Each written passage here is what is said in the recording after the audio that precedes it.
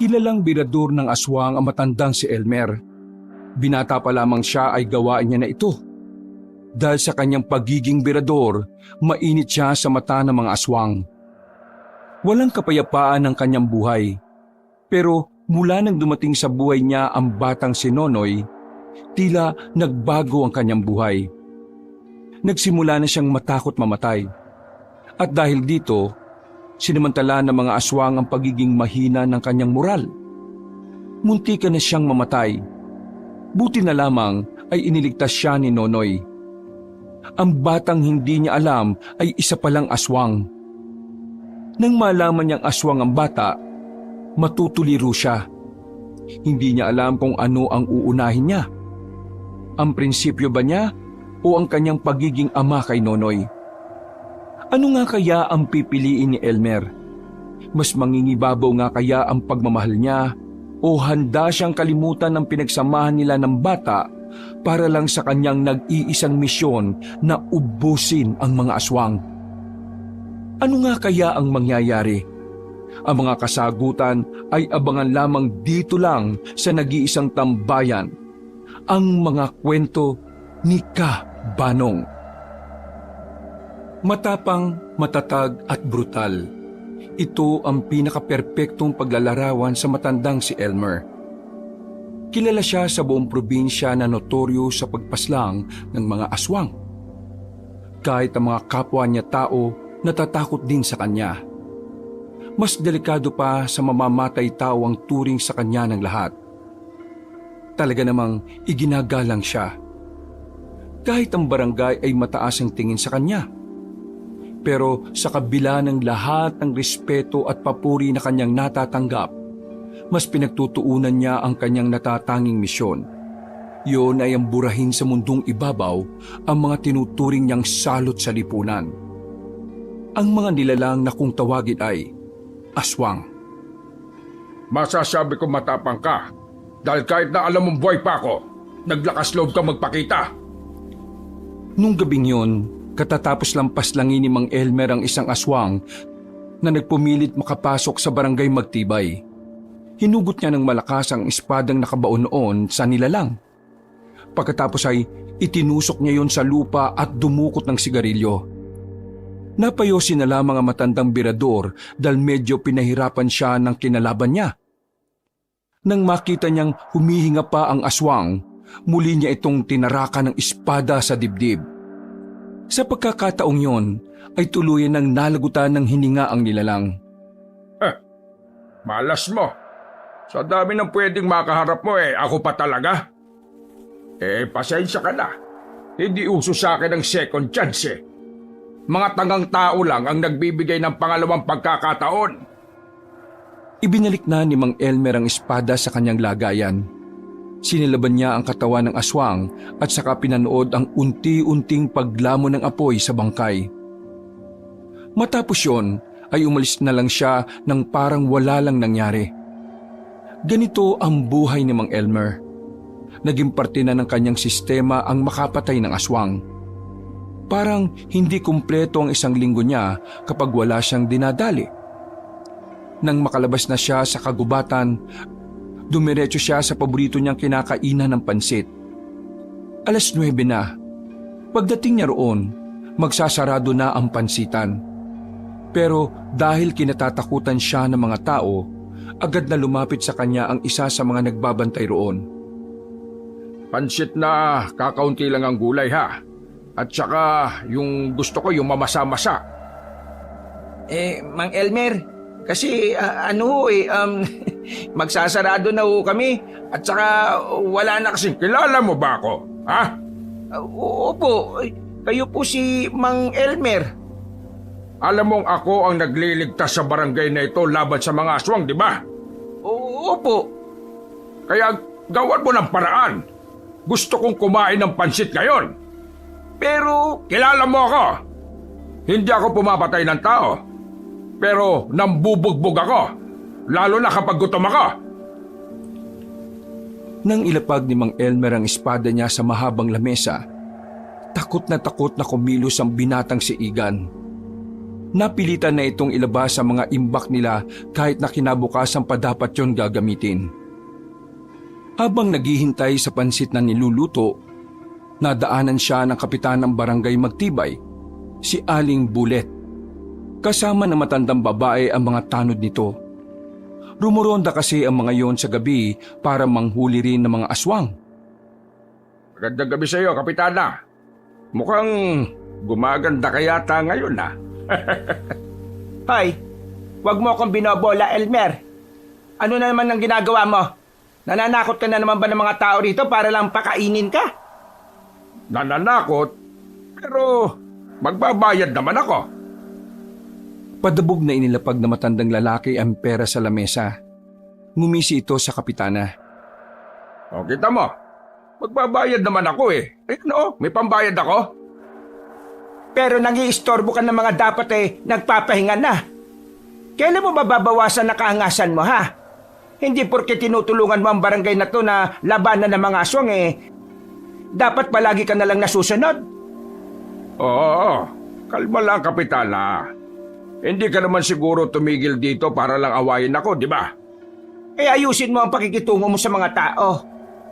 Huwag mo silang protektahan kung aabusuhin mo lang din sila. Naglakad na palayo ang kapitanang si Bulet. Napangangan na lamang si Elmer. Kumakamot na lamang siya ng ulo. Sa tagal na kasi nilang magkaibigan ni Aling Bulet, kilala na niya ang ugali nito. Parang nagsisilbing nakatatandang kapatid niya yon na laging naninermon sa kanya. Kaya naman, sa lahat ng tao, ang kapitana lang ang hindi niya kayang bastusin. Makalipas sa mga sandali, ay naluto na rin ang pansit. Binigay niya agad ang kanyang bayad. Palis na sana ang binatang si Igan nang paupuin niya ito sa kanyang harapan. Bakit po? Kulang pa po ba yung niluto ko? Anong tingin mo sa akin, matakaw? Paupo ka dito. Sinunod ng binata ang kanyang sinabi. Takot na takot itong humarap sa kanya. Bakit ka natatakot sa akin? Po? Yung mukha mo, para kang maiihi sa salwal. Ang sabi ko, bakit ka natatakot sa akin? Sabi niyo po kasi nambubugbog po kayo eh. Sa tingin mo, bakit kita bubugbugin? Hindi ko po alam. Wala naman po akong kasalanan sa inyo eh. Yun ang punto ko. Hindi kita sasaktan kasi wala ka namang kasalanan at wala kang ginagawang mali. Kaya bakit ka natatakot sa akin? Hindi nakapagsalita ang binatang si Igan. Hindi niya kasi maintindihan kung ano ba ang gustong iparating na matandang kausap niya. Hindi ako kumakain dito at nakikipag-usap sa iyo dahil wala lang. Nandito ako dahil may kailangan akong sabihin sa iyo. Po? Ano po yun? Aso mo yung dinali ng aswang nung nakaraan, hindi ba? Opo. Aso ko nga po yun. Yung aswang na yon, ayun, pinatay ko na kanina. Napatingin si Igan sa espada ng matandang lalaki. Meron pa kasing dugo roon. May alaga rin kasi akong aso noon. At namatay ang aso ko dahil nasa gasaan. Kaya alam ko ang pakiramdam ng mawalan ng alaga. Ngayon, hoy, bakit ka umiiyak? Nagpapaliwanag lang naman ako. Maraming salamat po talaga kasi binigyan niyo ng hustisya ang pagkawala ni Elmer. Anong sinabi mo, Elmer? Opo, Elmer ang pangalan niya. Kapangalan niyo po yung aso ko. Ay, nako. O, sige na. Huwag ka nang umiyak dahil naiirita ako sa iyo. Kalalaki mong tao tumigil ka na. Umiiyak ka pa dyan, baka masikmuraan pa kita dyan Mang Elmer, hindi ka naman po pala masama eh. Sira ulo ka pala Kailan ba ako naging masama? Sa sobrang takot kasi sa inyo ng mga tao rito, iniisip nila na masama kang tao, na ginagamit mo lang ang pagiging manunugis at birador mo para may dahilan kang mang-abuso dito. Hoy, wala akong inaabusong tao Mga chismosa lang nagpapakalat niyan. Biglang nanahimik si Mang Elmer. Sa hindi malamang dahilan, nakaramdam siya ng kaunting inis. Hindi niya kasi nakala na sa kabila ng mga ginagawa niya para sa barangay Magtibay, ay ganun pala ang iniisip sa kanya ng mga residente. Matapos ang pag-uusap na yon, ay umalis na rin siya. Dumiretso na lamang siya sa kanyang bahay. Pagpasok niya, agad niyang hinubad ang suot niyang nabahiran na rin ng dugo.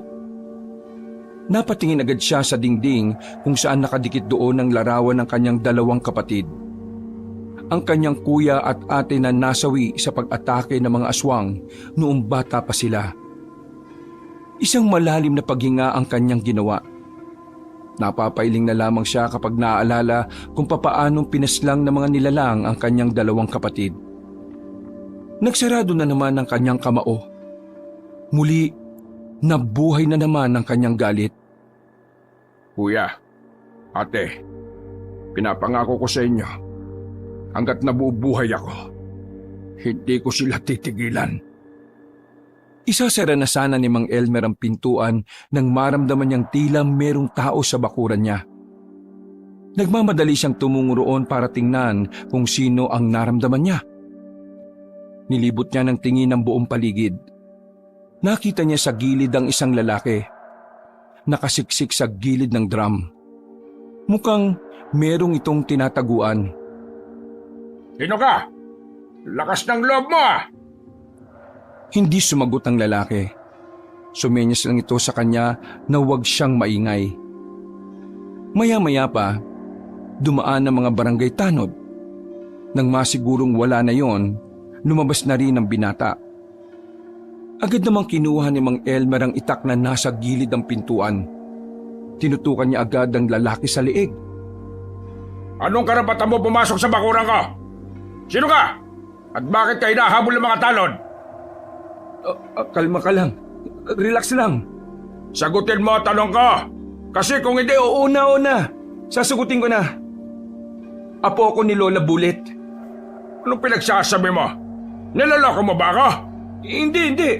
Totoong sinasabi ko. Ito, tinan mo tong picture naming dalawa. Ito, nasa wallet ko. Pinakita pa ng binata ang larawan nila na matandang babae. At dahil doon, ibinaba na rin ni Mang Elmer ang itak. Apo ko ng kapitana rito. Kaya lang naman ako inahabol ng mga yun Kasi ang sabi ni Lola, ipapabugbog niya ako sa mga tanod kapag hindi ko tinapos ang pag-aaral ko.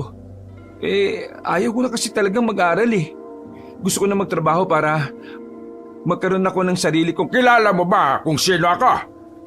Hindi. Sino ka ba? Tinulak ni Mang Elmer ang binata. Tumumbay ito sa lupa pero agad din namang tumayo ng dahil sa inis. Ano ba problema mo? Nagpapakilala naman ako Lumayas ka rito! Wala akong panahon sa mga taong walang kwenta! Kung makapagsalita to, kala mo kilala niya ako Sakit ka ng ulo ni Bullet. Tingin mo matutuwa ako sa'yo? Ano naman sa'yo kung sakit ako sa ulo niya? Apektado ka ba? Biglang hinataw ni Mang Elmer ang itak sa leeg ng binata. Pero ang buhok lang ang pinatamaan ng matandang lalaki. Nanlalaki ang mga mata ni Lorenzo ng mga sandaling yon. Bakas na bakas sa kanyang mukha ang kaba at takot. Ako ang berador ng aswang dito sa probinsyang ito. Kung ang mga aswang na mas delikado pa sa'yo kaya kong patayin. Kaya ko rin gawin niya sa'yo. Lalo na sinabi mo pa sa akin na walang halaga ang buhay mo. Wala naman ako sinabing ganun. Grabe naman to. Na, alis na ako. Nakitago lang ako Kumakamot pa sa ulo ang binata nang lumabas na ito ng bakura na matanda. Abat, siraulong tao to Pumasok na lang ulit si Mang Elmer sa loob ng bahay niya. Naiga na lamang ito at agad din namang nakatulog. Kinabukasan, paggising niya, panibagong problema na naman ang bumungad sa kanya. Sinundo kasi siya ng mga tanod sa bahay niya. Pagdating niya ng barangay hall, nalaman niyang may inatake na naman pala ang mga aswang. Buti na lamang ay hindi namatay ang mga biktima. Hindi ba talaga mauubos ang mga aswang na yan, Elmer? Hindi sila mauubos hanggat hindi ko pa nakikita ang kuta nila. Bakit ba kasi hindi mo pa nakikita? Kasi mahirap silang makita. Ano akala mo sa kanila? Mag-alagala lang kung saan-saan. Nagtatago rin ang mga yan, bulit. Nitong ang mga susunod na mga araw baka mas dumami pa ang mga aswang na makikita sa probinsyang ito. Kaya kung ako sa'yo, makipag-ugnayan ka na sa iba pang kapitan. Tingin ko idadamay nila ang mga tao sa ibang baryo para gantihan ako. O sige, gagawin ko yan. Pero, ikaw ba? Nangangailangan ka ba ng makakasama sa paghahanap sa mga aswang na yan? Kaya ko naman mag-isa. Hindi. Dapat may kasama ka. Kaya ko nga. Matanda ka na, Elmer. Hindi sa lahat ng oras madadaan sa angas. Ipapasama ko sa iyo ang apo kong si Raulo para naman may magawa siyang maganda sa buhay niya. Biglang naalala ni Mang Elmer ang binatang nakausap niya. Naiisip niya palang nakasama niya yon ay parang sumasakit na kagad ang ulo niya. Sigurado ka bang apo mo yung isasama mo sa akin? Si Raulo yun Ikaw nang bahalang magdisiplina. Basta ikaw, kailangan mo ng kasama. Ikaw na lang ang natitirang kakilala ko na buhay pa, Elmer. Ayaw ka ng pati ikaw mawala pa. Kaya, pwede ba? Pagbigyan mo na ako sa gusto kong ito. Isang malalim na paghinga na lamang ang nagawa ni Mang Elmer. Hindi niya kasi talaga kayang tanggihan ng kapitana. Sa isip-isip din niya kasi, kailangan niya rin talaga ng alalay. Minsan kasi, nararamdaman na rin niya tila bumabagal na rin siya. Okay, sige. Pero ito lang ang sasabihin ko sa iyo, ha? Hindi ako magiging mabait dyan sa apo mo. Abay, ikaw ang bahala.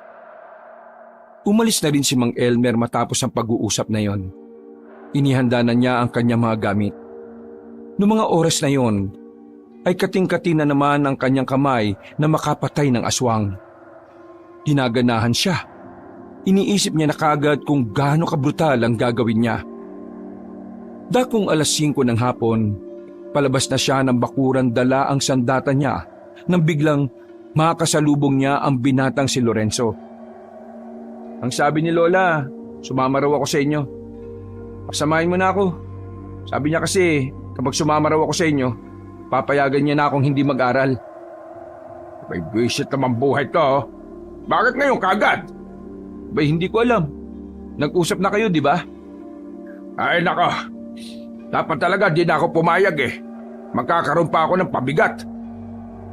Papangako ko sa inyo na hindi ako magiging pabigat. At saka, mga aswang lang naman ang kakalabanin natin Easy-easy lang yan. Takot naman ng mga yan sa tao Napangisi na lamang si Mang Elmer. Natatawa na lang siya sa pagiging mangmang at pagiging ignorante ng binatang si Lorenzo. Ayaw ko ng tatanga-tanga, ha? Gusto ko ng kasamang madaling makapick up. O sige na, tara na. Uy, sandali lang. Di mo ba ako bibigyan ng itak? Binilisan na lamang ni Mang Elmer ang kanyang paglalakad. Noong mga sandaling yon, hindi niya iniintindi si Lorenzo. Nakatuon lamang ang atensyon niya sa kailangan niyang gawin. At yun ay ang hanapin ng mga aswang na gumagala sa kagubatan. Nasaan ang mga aswang? Manahimik ka nga muna, pwede. Ang ingay mo Nakasilip sila noon sa malaking bato sa ilog. Pinakikiramdaman ni Mang Elmer ang paligid. Mga ilang sandali lang, sa halip na aswang ang makita nila, isang batang umiiyak ang nakita nilang tumatakbo papalapit sa kanila. Buwisit, bakit may bata rito? Uy, bata dito! Ari! Tanga! Tinawag mo pa! Magsasama ka pa ng pabigat! Nang makalapit na sa kanila ang bata, merong yung itinuturo. Iyak ito ng iyak, nanginginig sa takot. Tulong! Tulungan niyo po ko! May nakita akong aswang doon! May kinakain silang tao! Sigurado ka bang aswang ang nakita mo? Opo, aswang po yun. Kawawa yung babae. Kinain nila. Tumayo si Mang Elmer sa kanyang pwesto at saka tinutukan ng itak ang bata. Mas lalo namang umiyak ang batang lalaki dahil doon. Uy, anong ginagawa niyo? Bakit yung tinututukan ng itak yung batang yan? Buwang ka ba? Hindi tayo nakakasigurado kung totoo sinasabi nito. Baka mamaya isa itong aswang at patibong lang yung sinasabi niya. Ibaba nyo yan. Tingnan nyo, takot na yung bata oh. Magkakaganyan ba yan kung aswang yan? Ibaba nyo na nga yan. Sa pilitang inalis ni Lorenzo ang itak ng matanda. Nilapitan ni Lorenzo ang bata at saka kinausap. Ituro mo sa amin kung saan mo nakita yung sinasabi mo. Opo, ituturo ko po talaga sa inyo. Sumunod po kayo sa akin. Wala nang nagawa pa matandang si Elmer kundi ang sumunod na lang din sa dalawa. Mga ilang sandali lang, nakarating na rin sila sa sinasabi ng bata. Pero huli na ang lahat. Wala nang buhay ang biktima. Lasog-lasog na ang katawan nito. Kung naniwala kasi kagad tayo, di sana naabutan pa natin buhay tong biktima. Kayo kasi. Ay, manahimik ka ha. Wala kang alam. Baka ikaw ang patay ko dyan Hindi ko kasalanan na namatay ang taong yan. At isa pa, hindi ko rin naman agad pwedeng pagkatiwalaan ng batang yan. Paano kung aswang pala ang batang yan at patibong nga lang ang lahat? May babalik mo ba ang lahat kapag namatay na tayo? Ikaw ngang binata ka. Gamitin mo nga yung katiting mong utak ha. Hindi yan disenyo lang. Napatamimi na lamang si Lorenzo noong mga sandaling yon. Hindi na lang din niya kinontra pa ang sinasabi ni Mang Elmer. Nagkaroon na kasi siya ng ideya kung anong klase ng tao ang matanda. Alam na niyang hindi talaga marunong maawa sa mga tanga si Mang Elmer. Hoy, ikaw bata. Anong pangalan mo? At bakit ka nandito sa kagubatan, ha? Nonoy po ang pangalan ko. Kaya po ako nandito sa kagubatan kasi nanguhuli po ako ng gagamba. Yung mga kasama ko pong bata, hindi ko po alam kung ano na yung nangyari sa kanila Nagiwaiwalay po kami. Alam mo ba kung saan ka nakatira? Umuwi ka na lang sa inyo. Wala po akong maalala Nagising na lang ako kasi kanina dito sa gubat. Tapos may mga bata. Niyaya lang nila akong manguli ng gagamba. Tapos ayun na. Wala na po akong maalala bukod sa sila ang una kong nakita kanina. Bakit? May amnesia ka ba? Ano po yung amnesia? Isang pangyayari sa buhay ng tao na kung saan makakalimutan niya yung ilang parte ng mahalagang nangyari sa buhay niya. Pagkabura ng isipan, dami mo pang pinagsasabi. Yung makakalimutan mo kung anong nangyari sa iyo, ganon. Ibig kong sabihin, ganun po yung nangyari sa akin? Naluloko mo ba kami rito? Wala kang maalala pero alam mo ang pangalan mo. Nonoy po kasi ang ibinigay na pangalan sa akin ng mga nakalaro ko kanina Hindi nagsalita matandang si Mang Elmer. Hindi niya magawang paniwalaan ng bata. Pero hindi niya rin naman magawang husgahan ito. Wala naman kasi siyang nararamdaman kay Nonoy na kakaiba. Sa paningin niya, pangkaraniwang bata lang ito. Huwag ka nang sumunod sa amin. May mahalaga kaming lalakarin. Habulin niyo po ba yung mga aswang? Wala ka nang pakialam. Basta dito ka na lang, ha? Mang Elmer, sigurado ka bang iiwanan natin ang batang ito dito sa gubat? Kita mo naman ang dilim dito. At tingnan mo nga, may pinaslang ang aswang dito. Ayoko nang pabigat sa lakad ko. Kaya ayos lang sa'yo mapahamak ang batang to? Obligasyon ko ba yan? Huwag kang bida-bida dyan, ha? Hindi nga natin siya obligasyon, pero tayo nakakita sa kanya. Tayo may kakayahang tulungan siya sa ngayon. Kaya kung ano man ang mangyayari masama sa kanya, kargo natin siya. Sandaling napatahimik si Mang Elmer. Bigla na lang niyang napagtanto na kahit pala hindi matalino si Lorenzo, may puso pa rin ito para sa iba. Isang bagay na nagugustuhan niya sa tao. Ay nako, bahala ka mag-asikaso dyan, ha? Isama mo kung gusto mo. Pero kapag merong nangyaring masama dyan, kasalanan mo na yan. Nauna nang naglakad na matandang lalaki. Napapailing na lamang si Lorenzo dahil sa kasungitan ni Mang Elmer. Pero sa huli, isinama na rin nila ang bata. Habang naglalakad sila sa kagubatan, ay tumigil si Mang Elmer. Marahan na nitong hinugot ang kanyang espada. Ito na ang dinala niya kaysa sa itak. Dahil sa mga ganitong klase ng lakad, mas komportable siyang gumamit ng mas mahabang patalim. Nandito na sila. Ayaw ko lang tatanga-tanga, ha? Nonoy, wag na wag kang aalis dito ha. May aasikasuhin lang kami rito. Tumango lang ang bata sa binata. Lumapit na rin si Lorenzo kay Mang Elmer. Mga ilang sandali lang, nakakarinig na sila ng mga angil. Sa palagay ni Mang Elmer, nasa 5 hanggang 6 na aswang ang naroon. Kaya naman, hinanda na rin niya ang kanyang sarili. Hindi naman siya kinakabahan. Napapayosi pa nga siya na parang walang haharaping kalaban. Nagtataka nga sa kanya si Lorenzo kung papaano niya nagagawang kumalma kahit na nasa kalagitnaan sila ng delikadong gawain. Ayun na sila! Nagtago si Lorenzo sa likuran ni Mang Elmer. Nang sabay-sabay nang lumusob ang mga aswang, hindi nagdalawang isip ang matandang lalaki na harapin ang mga yon. Parang sumasayaw lang si Mang Elmer habang winawasiwas ang kanyang matalim na espada. Tila nilalaro lang ni Mang Elmer ang pakikipaglaban. Napapangangan na lamang din si Lorenzo sa kanyang nakikita. Hindi nito inakala na ganun pala talaga kabangis sa matandang si Elmer. Wala pang 5 minuto, bagsak na ang mga aswang. Pero lahat ng yun ay humihinga pa.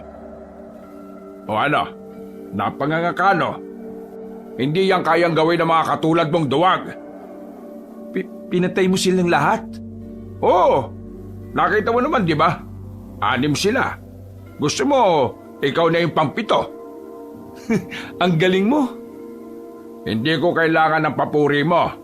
Ang kailangan ko ngayon, patunayan mo sa akin na kaya mong sabayan ang mga ginagawa ko. Hinagis ni Mang Elmer ang kanyang espada at nasalo naman yun ni Lorenzo. Gumising matandang lalaki at saka sumenyas. Ha? Anong ha? Ikaw na tumapos sa mga yan. Tinira ko talagang buhay ang mga yan para may gawin ka naman. Papatayin ko sila? Oy, bakit? Kaya mo ba silang buhayin? Malamang, patayin mo sila. Kaysa naman ikaw patayin ko. Hinawakan ni Lorenzo na maayos ang espada. Lumapit ito sa isang aswang na naghihingalo. Aamba niya na sana itong itarak ang espada pero huminto ito. Hindi pala kaya ni Lorenzo. Hindi pa pwedeng hintayin na lang natin silang mamatay? Konting buhay na lang naman eh. Walang kwenta! Akin na nga yan! Kahihiyang ka talaga ng lola mo! Duwag! Pagkakuha ni Elmer sa espada, pinagtututusok niya ang mga aswang sa ulo. Talsikan pa ang mga dugo pero normal na lamang yon para sa matanda. Kung ganyan ka kalambot at kaduwag, pakiusap lang ha. Huwag ka nang sumama. Hindi ko kailangan ng duwag. Mahina at walang lakas ng loob. Dismayadong naglakad si Mang Elmer paalis. Bumalik ito sa bahay niya. Pagtingin niya sa likuran niya, sumunod sa kanya si Lorenzo. Nagsalubong ang kanyang kilay nang makitang sumama rin pala sa kanila ang batang si Nonoy. Hindi ka ba talaga nag-iisip? Bakit mo dinala ang batang yan dito? Ayaw niyang umalis eh. Sunod ng sunod. Kaya ayan. Pakiusap po. Wala na po kasi ako mapupuntahan eh. Sige na po. Tulungan niyo po ako. Kahit po utus-utusan niyo po ako dito. Lahat po gagawin ko. Patirain niyo lang po ako sa inyo. Hindi ako nagpapatira nang hindi ko kilala. Hindi mo nga kilala sarili mo, di ba? Umalis kayo rito. Doon kayo sa barangay matulog. Ayaw ko ng kasama rito. Ayaw ko ng sakit ng ulo. Layas! Siguro kaya ka walang kasama sa buhay kasi ganyan ka sa maugali mo eh. Sa sinabing yun ni Lorenzo, tila nagpantig ang tenga ng matandang lalaki. Otomatikong nakaramdam ng inis at galit si Mang Elmer. Para sa kanya, hindi niya matatanggap na mga salitang yun ay manggagaling sa isang mangmang na binata. Binitiwan ni Mang Elmer ang espada at saka hinawakan sa kwelyo ang binatang si Lorenzo. Wala kang alam kung anong dahilan kung bakit ako ganito, ha? Kaya ikaw, Manahimik ka kung ayaw mo makatikim sa akin. Totoo naman kasi. Ang sama ng ugali mo. Pati bata gaganyanin mo. Tinututukan mo pa nga ng... Oo! Masama ugali ko. At kahit kailan, hindi mo mababago yon. Hindi yun mababago ng isang kagaya mong walang ibang alam kung hindi maging problema sa iba. Umalis na kayo! Bago ko pa makalimutan na apo ka ng kaibigan ko. Bintiwan na ni Mang Elmer ang kwelyo ng binata. Papasok na sana matandang lalaki pero nagsalita pa ulit si Lorenzo. Kahit mangmang ako, hindi ako kagaya mo na walang ibang inisip kundi ang sarili lang. Hindi na napigilan pa ni Mang Elmer ang kanyang sarili. Sinuntok na niya sa mukha ang binata. Nagulat si Lorenzo ng mga sandaling yun. Kahit kasi matanda na, malakas pa rin ang suntok na matandang lalaki. Para siyang sinuntok ng boksingero. Wala kang karapatan na magsalita sa akin ng ganyan dahil una sa lahat, wala kang alam kung ano ang pinagmulan ko. Ipis ka lang sa paningin ko. Kaya kahit na anong sabihin mo, kahit kailan, hindi magiging mahalaga sa akin. Inutil! Akala ni Lorenzo ay tapos na si Mang Elmer. Pero hinila na matanda ang kwelyo niya at sapilitang itinayo. Pinagsasasapak siya nito sa muka. Paulit-ulit siyang bumabagsak pero paulit-ulit din siyang itinatayo ni Mang Elmer. Tama na po yan. Huwag na po kayong mag-away. Kailangan mo maturuan ng leksyon para matuto kang gumalang, ha? Nang nakaiga na sa lupa ang binata, pinagsisisipa siya ni Mang Elmer. Naawat lang ito na mapadaan ng mga tanod kasama ang kapitana. Ano nangyayari? Bakit mo binubugbog ang apo ko? Napakasira ulo. Walang modo. Bastos. Ilayo mo sa akin yung apo mo. Baka ito ang unang pagkakataon na makapatay ako ng tao. Lorenzo, ano bang ginawa mo? Nagbitiw po sila sa isa't isa ng hindi magagandang salita. Kaya po sila nag-away. Pasensya na po. Kasalanan ko po kung bakit sila nag-away. At sino ka naman? Kasama po ko ni Kuya Lorenzo. Nang makabangon na si Lorenzo, muntikan pa itong matumba. Buti na lang ay inalalayan ito agad ng mga tanod. Totoo naman ang sinabi ko eh. Masama ang ugali mo. Manahimik ka na lang. Sige na, dalhin niyo na muna yan sa barangay. Isama niyo na ang batang ito. Napabuntong hininga na lamang ang matandang si Elmer. Nilapitan naman siya ni Aling Bulit para humingi ng paumanhin. Pasensya ka na sa apo ko ha. Bulet, alam mong hindi ako mabait sa mga tanga at walang modo. Kaya sana nahubad na niya lahat ng pangit niyang ugali. Dismayadong pumasok na lamang si Mang Elmer. Napabuntong hininga na lamang siya sa nangyari. Kinabukasan, laman na naman ng usapan ng mga aswang na pinaslang ni Mang Elmer. Kagaya ng laging nangyayari, inuulan na naman siya ng papuri. Pero kahit na kailan, hindi naman naging mahalaga sa kanya ang papuri ng mga tao. Ang gusto niya lamang ay maubos na ang mga salot ng lipunan. Habang nagpapakulo ng tubig at tulala sa sinasalang, biglang dumating ang binatang si Lorenzo kasama ang batang si Nonoy. May mga band-aid na ang mukha nito at medyo nakapikit ang kaliwang mata. Ang titigas ng ulo niyo ah! Sinabi ko ng... Hindi po kami nandito para magalit po kayo. Nandito lang po kami kasi may sasabihin po kasi sa inyo si Kuya Lorenzo. Mang Efren, pasensya na sa mga nasabi ko sa inyo kagabi. Napaliwanag na sa akin ni Lola lahat. Kaya ngayon naiintindihan ko na kung bakit ka ganyan sa hindi mo kilala. Pasensya na ho talaga. Masyado kitang hinusgahan kahit na hindi pa kita nakikilala. Alam kong mali ang mga sinabi ko. Kaya humihingi po ako ng dispensa. Sinabihan ka ng lola mo kaya ka nandito ngayon. Sinabihan niya ako pero kagustuhan ko na rin. Alam niyo po, aminado kong mahina naman talaga ang utak ko eh. Wala akong silbi sa pamilya. Pero hindi naman po ako masamang tao. Marunong akong magpakumbaba. kapag alam ko pong ako ang mali, humihingi po ako ng dispensa. Kaya sana po, tanggapin niyo po ako. Sige. Ayaw ko na lang maulit yon kasi baka sa susunod, sa morgue ka na damputin. Isa pa, Elmer ang pangalan ko. Pinagsasasabi mong Efren. Ay, oo nga po pala. Elmer nga po pala. Sa susunod, kilalanin mo ng maigi ang isang tao bago ka magbitaw ng mga husga, ha? Kaya nga po, kung ayos lang sana hayaan niyo pa rin akong sumama sa inyo.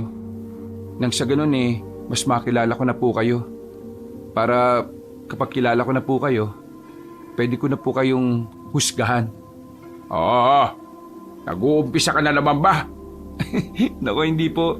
Nagbibiro lang naman po ako. Buti naman po't bati na kayo. Dapat talaga hindi kayo nag-aaway kasi masama nag-aaway Paano yung batang yan? Hindi ho siya pwede sa barangay Mang Elmer. Walang bakanting lugar dun sa kanya. Biglang lumapit ang batang si Nonoy kay Mang Elmer. Hinawakan ng bata ang kanyang kamay at tila nangingilid pa ang luha. Mang Elmer, sige na po. Parang awa niyo na po.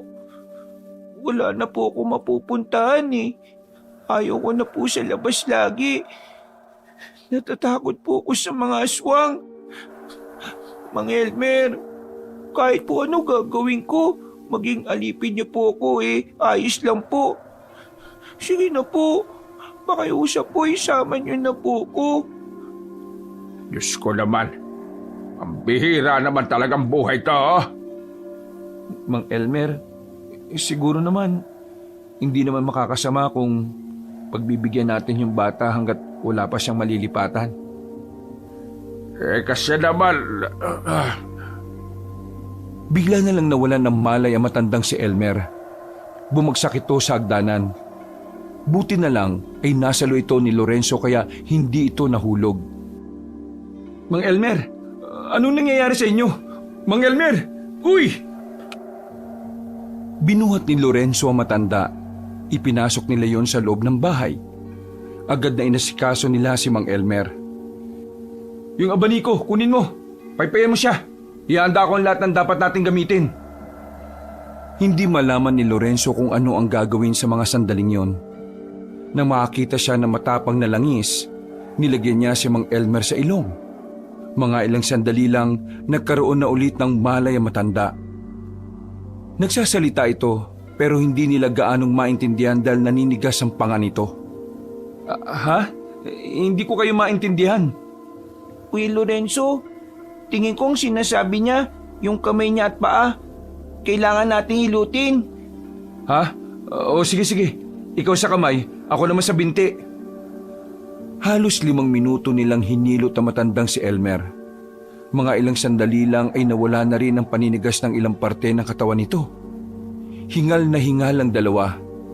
Kabado sila dahil nakita nilang nagkukulay ubi na ang labi ni Mang Elmer. Mang Elmer, kumusta po ang kalagayan niyo? Ayos na po ba kayo? Mang Elmer? Oo, kaya ko na. Ayos na ako. Akala namin, mawawala na kayo, Mang Elmer. Ano ka ba? Masamang magsalita ng ganyan, Nonoy. Munti ka na naman ako. Mang Elmer, ano po bang nangyayari sa inyo? Matagal niyo na po ba itong nararanasan? Wala ito. Huwag yun ang pansinin.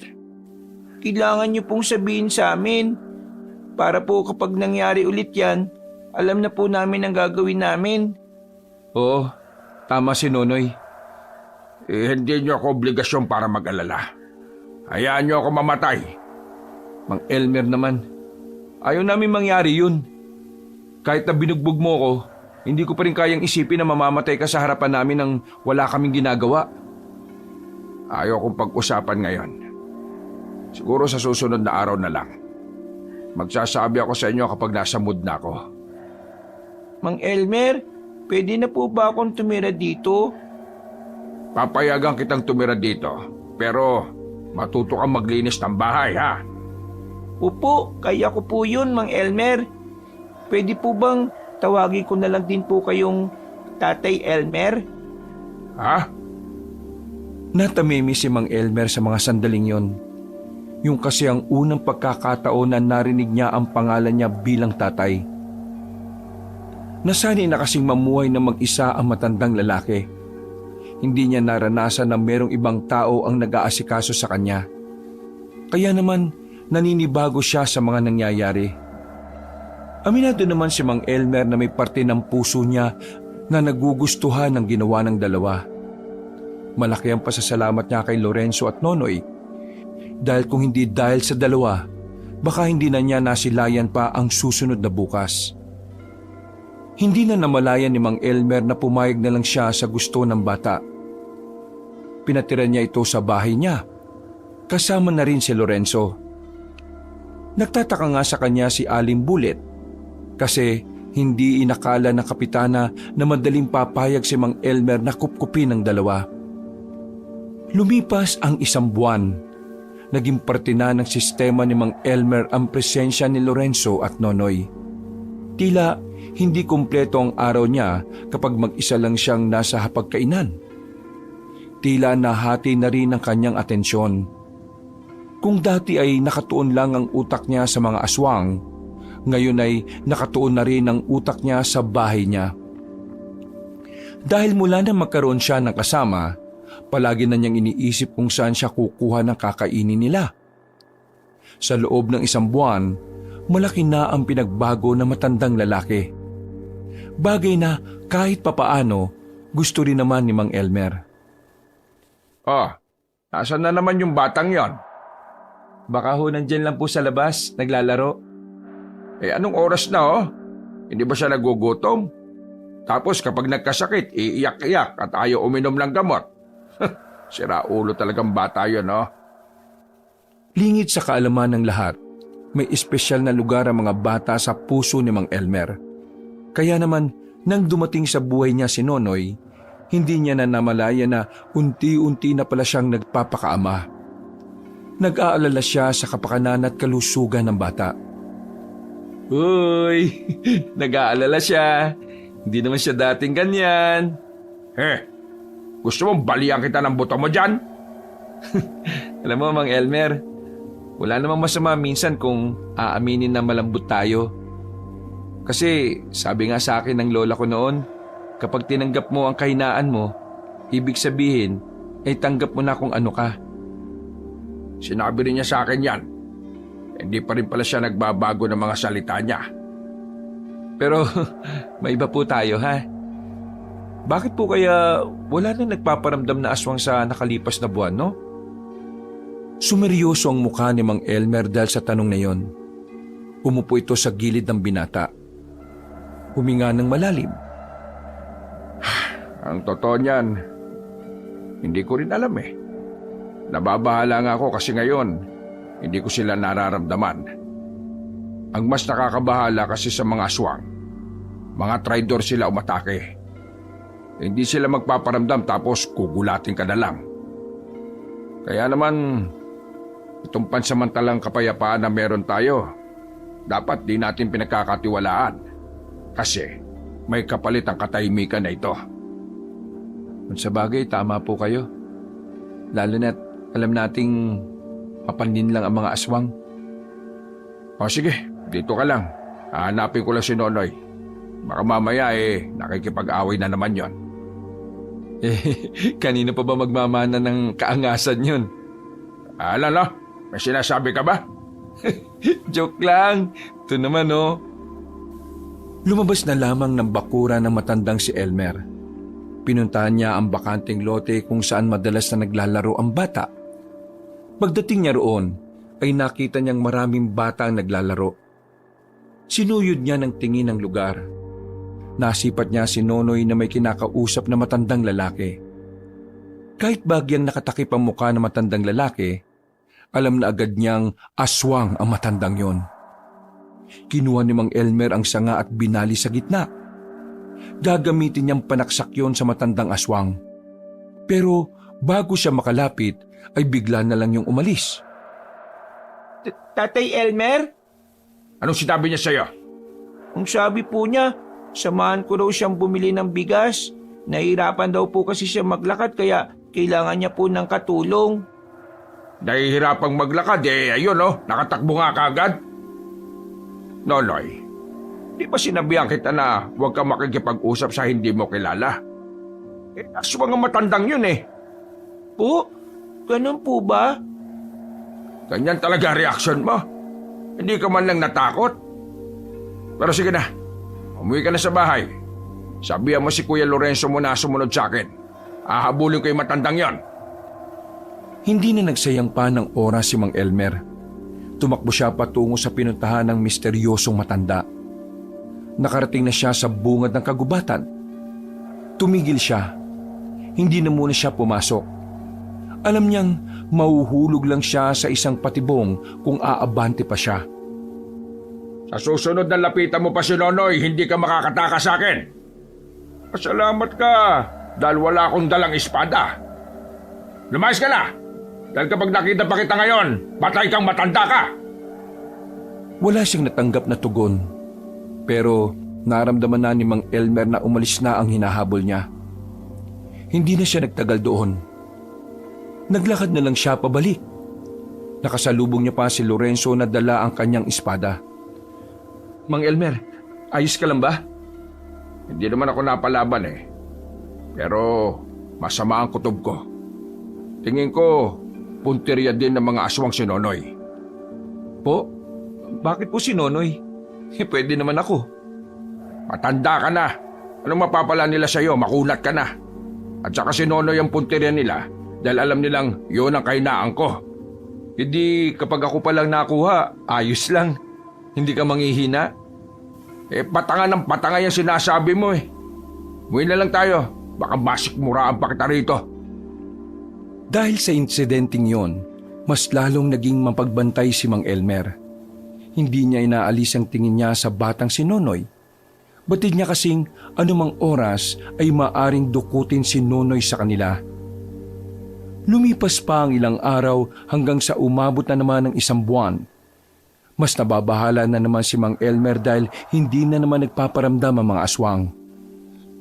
Dahil sa ganitong sitwasyon, pinagbawalan na muna niyang lumabas ang dalawa. Sigurado ba kayong dito na muna ako? Paano kayo? Mas kailangan ka ni Nonoy. Gawin mo na lang ang lahat ng tinuro ko sa'yo sakaling malagay kayo sa alanganin. Pero hanggat nandito kayo sa bahay, walang gagalaw sa inyo. Huwag lang kayong lalabas. Sige na, mauna na ako. Tumungo si Mang Elmer sa kakilala niyang Bombay na si Jabar. Ang Bombay na ito ay merong mga kagamitan na pinaparentahan. Sa tuwing may kailangan siyang gamit laban sa mga aswang, si Jabar agad ang naiisip niya. Sasapit na ang gabi nang dumating siya sa bahay ng Bombay. Pagdating niya roon, nakasarado ang pintuan ng tindahan. Lumapit si Mang Elmer at saka kinalembang ang maliit na bell sa gilid ng pintuan. Mga ilang sandali lang ay lumabas na rin ang lalaking balbasarado. O Elmer, long time no see. Buti naman pakita ka na ngayon. Para di na ako mahirap hanap sa'yo at singil sa'yo utang mo. Ano, babayad ka ba? Hindi ako nandito para magbayad ng utang. Ay naku, naloko na. Ano gawa mo, ikaw punta rito? Utang ka na naman ba? Ay nako, wala na. Lugi na negosyo ko. Nandito ako para bilhin ng isang bagay. Bilhin? E di ikaw pala mayroong pera. Bakit hindi ka muna bayad sa akin? Dahil mahalaga ang gagawin ko. Saka na yung utang ko sa'yo. Hindi pa naman ako mamamatay Ay pambihira. Ikaw talaga. Kahit kailan kawawa ko sa'yo lagi. Ano ba kailangan mo, kaibigan? Gusto kong bilhin ng pulseras na itim na inaalok mo sa akin noong nakaraan. Ang pulseras na kayang tukuyin kung may aswang sa paligid o wala. Ah, aswang. Sabi ko na nga ba? Kasi, alam mo, nakaraan pa may aswang dito. Paikot-ikot. Pero, mga manunugis dito wala kwenta. Hindi nila kaya pas lang ang aswang. O di bali, halika. nandito pa hanap mo. Pumasok sila sa loob ng bahay. Napatingin agad ang mata ni Mang Elmer sa paligid ng bahay. Napansin niya kasing mas maraming bagay na ang nakasabit sa mga pader. Ibang-iba na ang bahay mula nung huli siyang makapunta rito. May kung anong hinahanap si Jabar sa malaki nitong baul. Pagbalik nito, ay daladala na nito ang maliit na kahon. Agad na binuksan ng Bombay ang kahon at bumungad sa kanya ang itim na pulseras. Sigurado kang gumagana to, ha? Kapag ito kalokohan lang, susunugin kita ng buhay. Kilala mo ako, Jabar. Uy, pambira. Ngayon pa ba ako luloko sa iyo? Alam ko ikaw brutal kapag galit. Kaya bakit ako luloko? Saan mo ba to nakuha? Nakwento ko na dati, di ka kasi nakikinig eh. Dati, may isa albularyo na 50-50. Punta dito, bago siya patay. Bigay niya to sa akin. Sabi niya, makakatulong sa pagtukoy sa aswang. Kaya kuha ko na. Tapos yun, patay na siya. Saktong-sakto to. Wala akong alam sa pag-aalbularyo pero tingin ko malaki ang may tutulong ito sa akin. O ano, bili mo na ba? Magkano ba ito? Mura lang, para sa iyo kaibigan. Bigay ko sa iyo 700. 700? Anong mura doon? Murahin kita dyan eh. Oo, naku. Huwag ka kuripot. Ako wala kita ngayon. Baka makita mo hanap mo. Aba, kumapalag ka na pala ngayon, ha? Hindi, biro lang. O naman seryoso masyado eh. O sige na, binta ko na sa iyo 500. Visit ka. Pati ako tutubuan mo parang malaki. Inabot na ni Mang Elmer ang pera at saka kinuha na rin ang pulseras. Palis na sana matandang si Elmer nang may pahabol pa sa kanya si Jabar. Kaibigan, ingat ka ba lagi? Kaibigan kita, kaya ako nag-aalala sa iyo. Sila mag-ingat sa akin. Ngayon mga aswang, tingin ikaw galit sa iyo. Dami mo kasi pinatay na aswang eh. Kaya ikaw kaibigan ha, ikaw ingat. Kapag namatay ka, wala na akong kaibigan. Alala ko rin na utang mo, paano mabayaran? Ay nako, ikaw rin, mag-iingat ka rin palagi. At hindi ako mamamatay, mababayaran ko yung utang ko sa iyo. Alam mo, ikaw lang yung nag-iisang pinagkakatiwalaan ko bukod kay Bullet. Tinapik niya si Jabar sa balikat at saka ngumiti na malapad. Nginitian na lamang din ni Mang Elmer ang kaibigang Bombay. Matapos yun, umuwi na rin siya sa kanyang bahay. Inabutan niya naroon ng dalawa. Oh, buti naman at nandito na kayo. Ay bakit? May nangyari ba habang wala ako? Wala naman. Pero kanina, may napansin ako kay Nonoy. Napansin na ano? Ikaw, kung ano-ano na naman ang naiisip mo, ha? Hindi, kanina kasi pag uwi ko, nakita ko sa kaninang binubuhat yung drum natin na may laman na tubig. Tingnan mo, nasa ibang posisyon na yung drum. Napalingon na matandang si Elmer sa kinaroroonan ng drum. Nakumpirma niyang wala na sa dating forma ang drum. Pero hindi magawang paniwalaan ni Mang Elmer ang sinabi ni Lorenzo. Sa liit kasi ng batang si Nonoy, napakalabong mabuhat ng bata ang ganoong kalaking drum. Sabog ka ba, Lorenzo? Ano pinagsasabi mo? Ang liit-liit lang ni Nonoy paano niya mabubuhat ang drum na may laman na tubig? Yun nga po ang punto ko. Paano niya nabuhat yung drum na may lamang tubig? Kasi kitang-kita ng dalawang mata ko eh. Hindi ako gumagawa ng kwento. Tapos, eto pa Meron pa. Abay, pambihira naman. Ganito yun.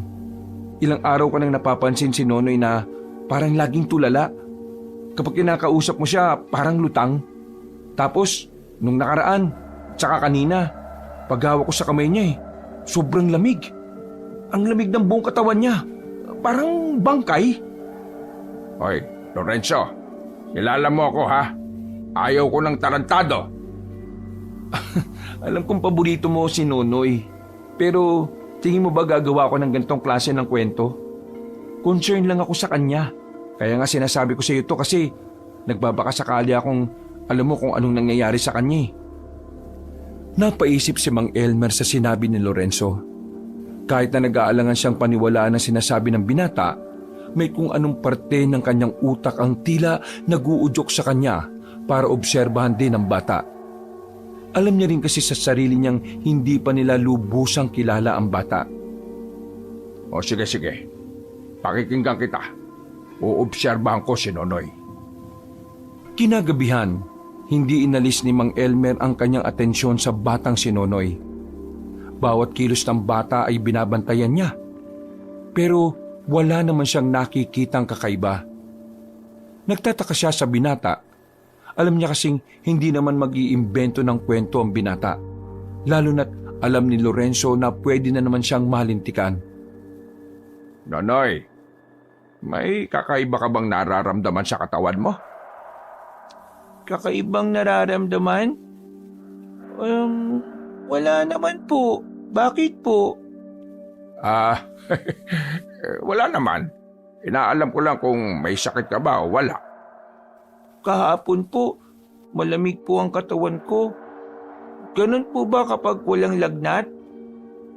Malamig ang katawan mo? Paano malamig? Para po kasing lamig po ng tubig sa banga. Sa puntong ito, tuluyan ang nakumpirma ni Mang Elmer na totoo nga ang sinasabi ni Lorenzo sa kanya. Hindi niya sigurado kung ano ang nangyayari sa bata. Tatay Elmer, ayos lang po ba kayo? Oo. Ayos lang naman ako. Sige na. Matulog ka na at matutulog na rin ako. Pumasok na lamang ang bata sa silid, habang silang dalawa naman ni Lorenzo ang magkasamang natulog sa sala. Habang nakahiga ay nakatingin siya sa kisame. Iniisip ni Mang Elmer ang batang si Nonoy. Habang tumatagal, mas lalo siyang nakakaroon ng interes na alamin kung ano ba talaga ang pinagmulan ng bata.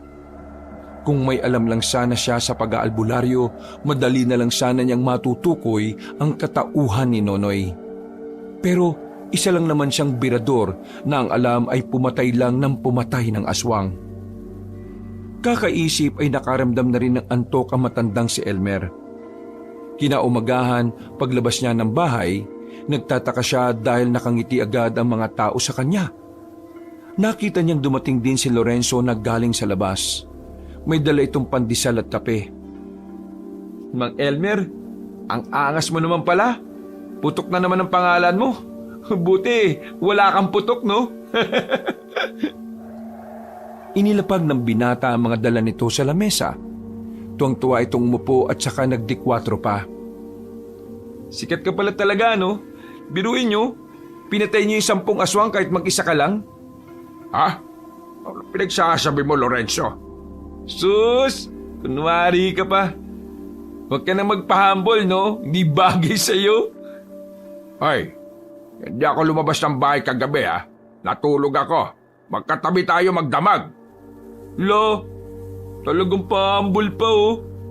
Hindi nga ako lumabas kagabi. Kaya hindi akong pumatay sa mga aswang na sinasabi mo. Hindi ko nga rin alam yan, eh. Ha? Kung hindi ikaw, sino? Aba, hindi ko alam. Kinuha na ba ang mga bangkay ng aswang? Hindi pa po. Hinihintay pa nga ang susunog sa mga bangkay, eh. Oh, saan kayo pupunta? Uy, sandali, sasama ako! Mabilis na naglakad ang matandang si Mang Elmer patungo sa kinalalagyan ng bangkay ng mga aswang. Nang makarating na sila roon, ay agad niyang sinuri ang mga yon.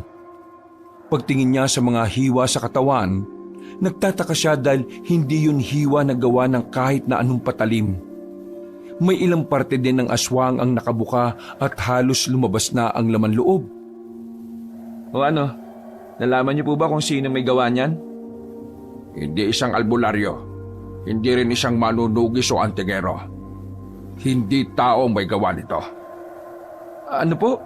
Ibig niyong sabihin, ibang nilalang ang pumaslang sa mga aswang?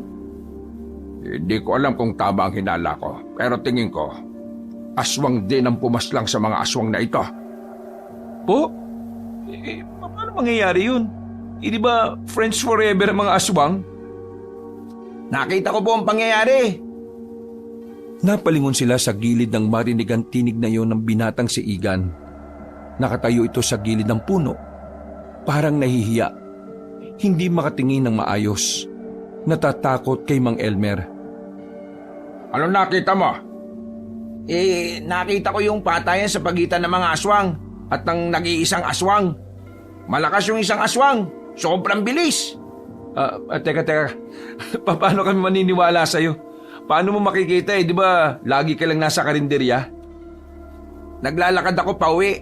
Galing ako sa pinsan ko nang marinig ko mga nakakatakot na angil ng mga aswang. Sa takot ko, nagtago ako sa kagubatan. Hindi ko inaasahan na doon pala sila nakabang. Nakita ko sila. Grabe, nakakatakot. Para mga gutom na hayop sa gubat. Akala ko nga mamamatay na ako eh. Pero bigla na lang may dumating na isa pang aswang. Madilim kaya hindi ko mamukaan. Kahit man lang suot niya, hindi ko naaninag. Pero nakakasiguro ako na maliit ang nilalang na yun. Mas maliit sa mga aswang na kinalaban niya. Tingin ko parang batang aswang lang yun. Ano? Bata? Sigurado ka ba sa nakita mo? Hindi nga ako sigurado. Basta para siyang bata, maliit pabuti niligtas niya ako.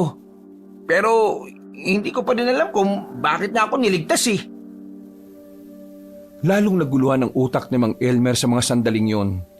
Ito kasi ang unang pagkakataon na nakarinig siya ng ganoong kwento. Ang pagkakaalam niya rin kasi, malabong mag-away-away ang mga aswang. Hanggang sa makabalik na sila ng bahay. Balisa pa rin ang utak ni Mang Elmer. Sumasakit na ang ulo niya sa kakaisip. Nang magtanghalian na sila, magkakaharap na rin sila sa iisang lamesa. Tahimik lang ang batang si Nonoy. Ibang-iba ito kumpara sa mga nakaraang araw na parang laging masigla at makulit. Nonoy, malapit na magpasukan. Napag-usapan namin ni Mang Elmer na ipapasok ka na namin sa paaralan. Para naman mas ma-enjoy mo pa yung kabataan mo at may matutunan ka. Huwag ka mag-alala, tutulungan ka ni Lola sa pang-araw-araw na baon mo. Naku, marami pong salamat. Gusto ko din naman po kasing mag-aral Kaya nga dapat pagigihan mo kapag nag-aaral ka na ha. Teka, ano yan? Bakit may sugat ka sa kamay? Tsaka, ang lalim niya na. Maging si Mang Elmer ay nabahala rin nang makita ang braso ng bata na may hiwa. Hindi naman sobrang laki pero medyo malalim. Unang tingin pa lang ni Mang Elmer, alam na agad niyang ito ay isang kalmot. Wala yan. Sumabit po ako sa alambre. Bakit parang hindi masakit? Di ka ba nasasaktan? Ayos ka lang ba? Ayos lang naman po. Hindi naman po ako nasaktan ng sobra. Habang nag-uusap ang dalawa, bumagal ang pagmuya ni Mang Elmer. Kinakabahan siya. Hindi niya kasi gusto ang pumapasok na hinala sa kanyang utak. Ayaw niyang isipin ang bagay na yon dahil ayaw rin naman niyang maging tama ang duda niya. Sa halos 2 buwan na nilang pagsasama sa bahay, mahal na niya ang batang si Nonoy. Kaya naman, nahihirapan siyang isipin ang batang si Nonoy ay maaaring isang aswang. Nonoy, may naalala ka na ba? Sa tanong na yun ay napatigil ang usapan ng dalawa. Nakita ni Mang Elmer na tila sumeryoso na rin ang mukha ni Nonoy. Naaalala po? Wala naman po. Tumango na lang si Mang Elmer, pero ang totoo, naghihinala na rin siya sa bata. Kung si Mang Elmer ang tatanungin, ayaw na niya ang nararamdaman niya. Hindi niya gustong pinaghihinalaan niya ang katauhan ni Nonoy. Pero kailangan niya kasing makasigurado. Dahil sa oras na mapatunayan niyang aswang nga si Nonoy, siguradong malalagay rin ang buhay ng bata sa panganib. Gabi na naman, tahimik na ang paligid. Habang mahimbing na ang tulog ni Nonoy, lihim niyang kinausap si Lorenzo. Ipagtatapat na sana niya ang kanyang mga naiisip pero naudlot ito nang tumunog na ang sirena ng barangay. Isang senyales na ang kanilang barangay ay pinasok na ng mga aswang. Kunin mo ang itak mo. Sumama ka sa akin. Po, paano po si Nonoy? Hayaan mo siya. Kaya niya mag-isa. Po? Dalihan mo na. Nakapasok na ang mga aswang. Natatarantang kumilos si Lorenzo. Bago nila puntahan ang kinaroroonan ng mga nilalang, ay pinuntahan na muna nila ang barangay. Naabutan nilang papaalis pa lamang ang mga tanod at ang kapitanang si Bullet. Huwag na kayo sumunod, Bullet. Ang gawin mo na lang, ipakalat mo sa barangay ang mga tanod mo. Ako nang bahalang pumasok sa gubat. Sigurado ka ba? Baka marami sila. Sigurado ako. Malakas ang loob kong may tutulong sa amin.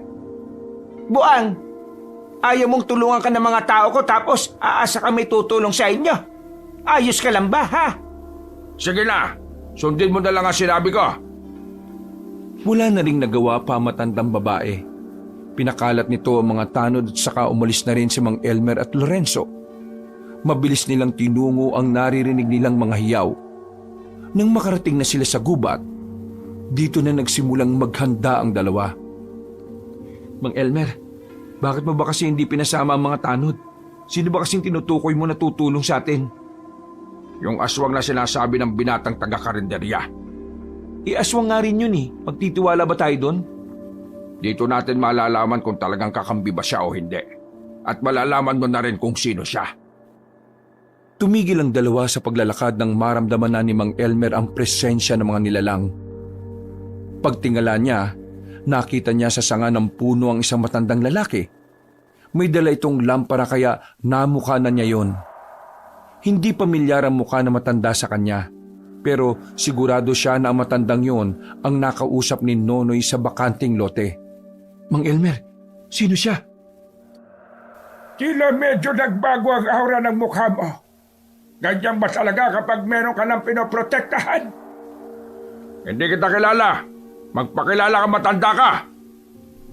Dahil interesado ka naman pala kung sino ako. Kaya sige, magpapakilala ako sa iyo.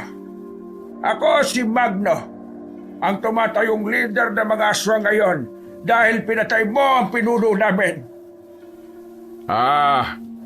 Bataan ka pala ni Adolfo. Ang lakas naman ang loob mong maging pinuno. Siya nga, hindi siya umubra sa akin eh.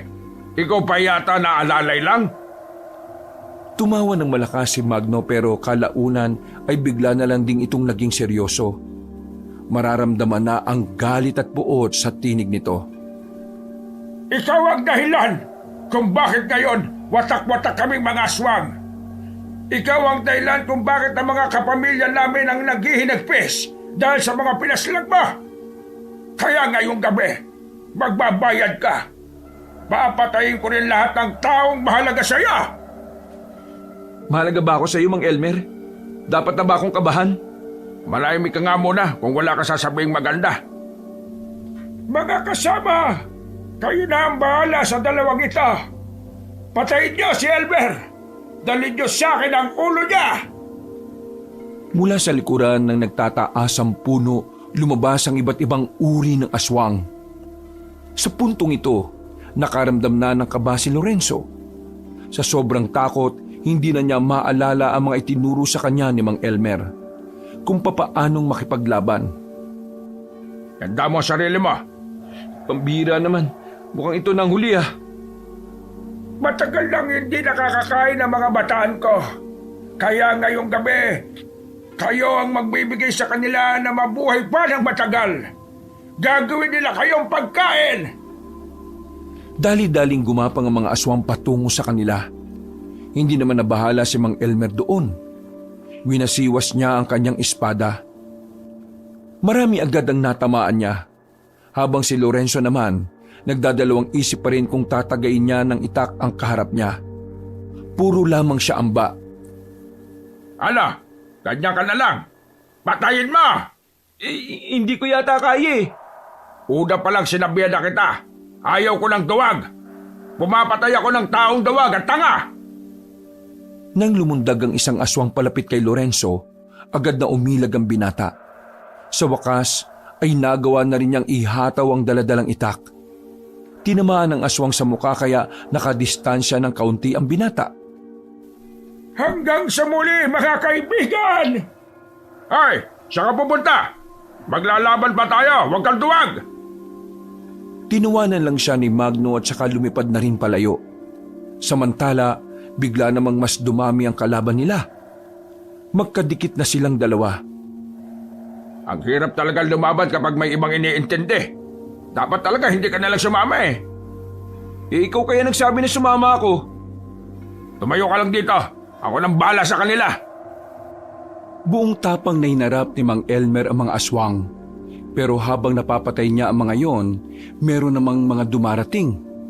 Kalaunan, nakakaramdam na rin ng pagod ang matandang lalaki. Bumabagal na rin ang kilos niya. Halos mag-iisang oras na kasi nilang kinakalaban ng mga aswang. Sugatan na rin silang dalawa, pero hindi nauubos sa mga kalaban.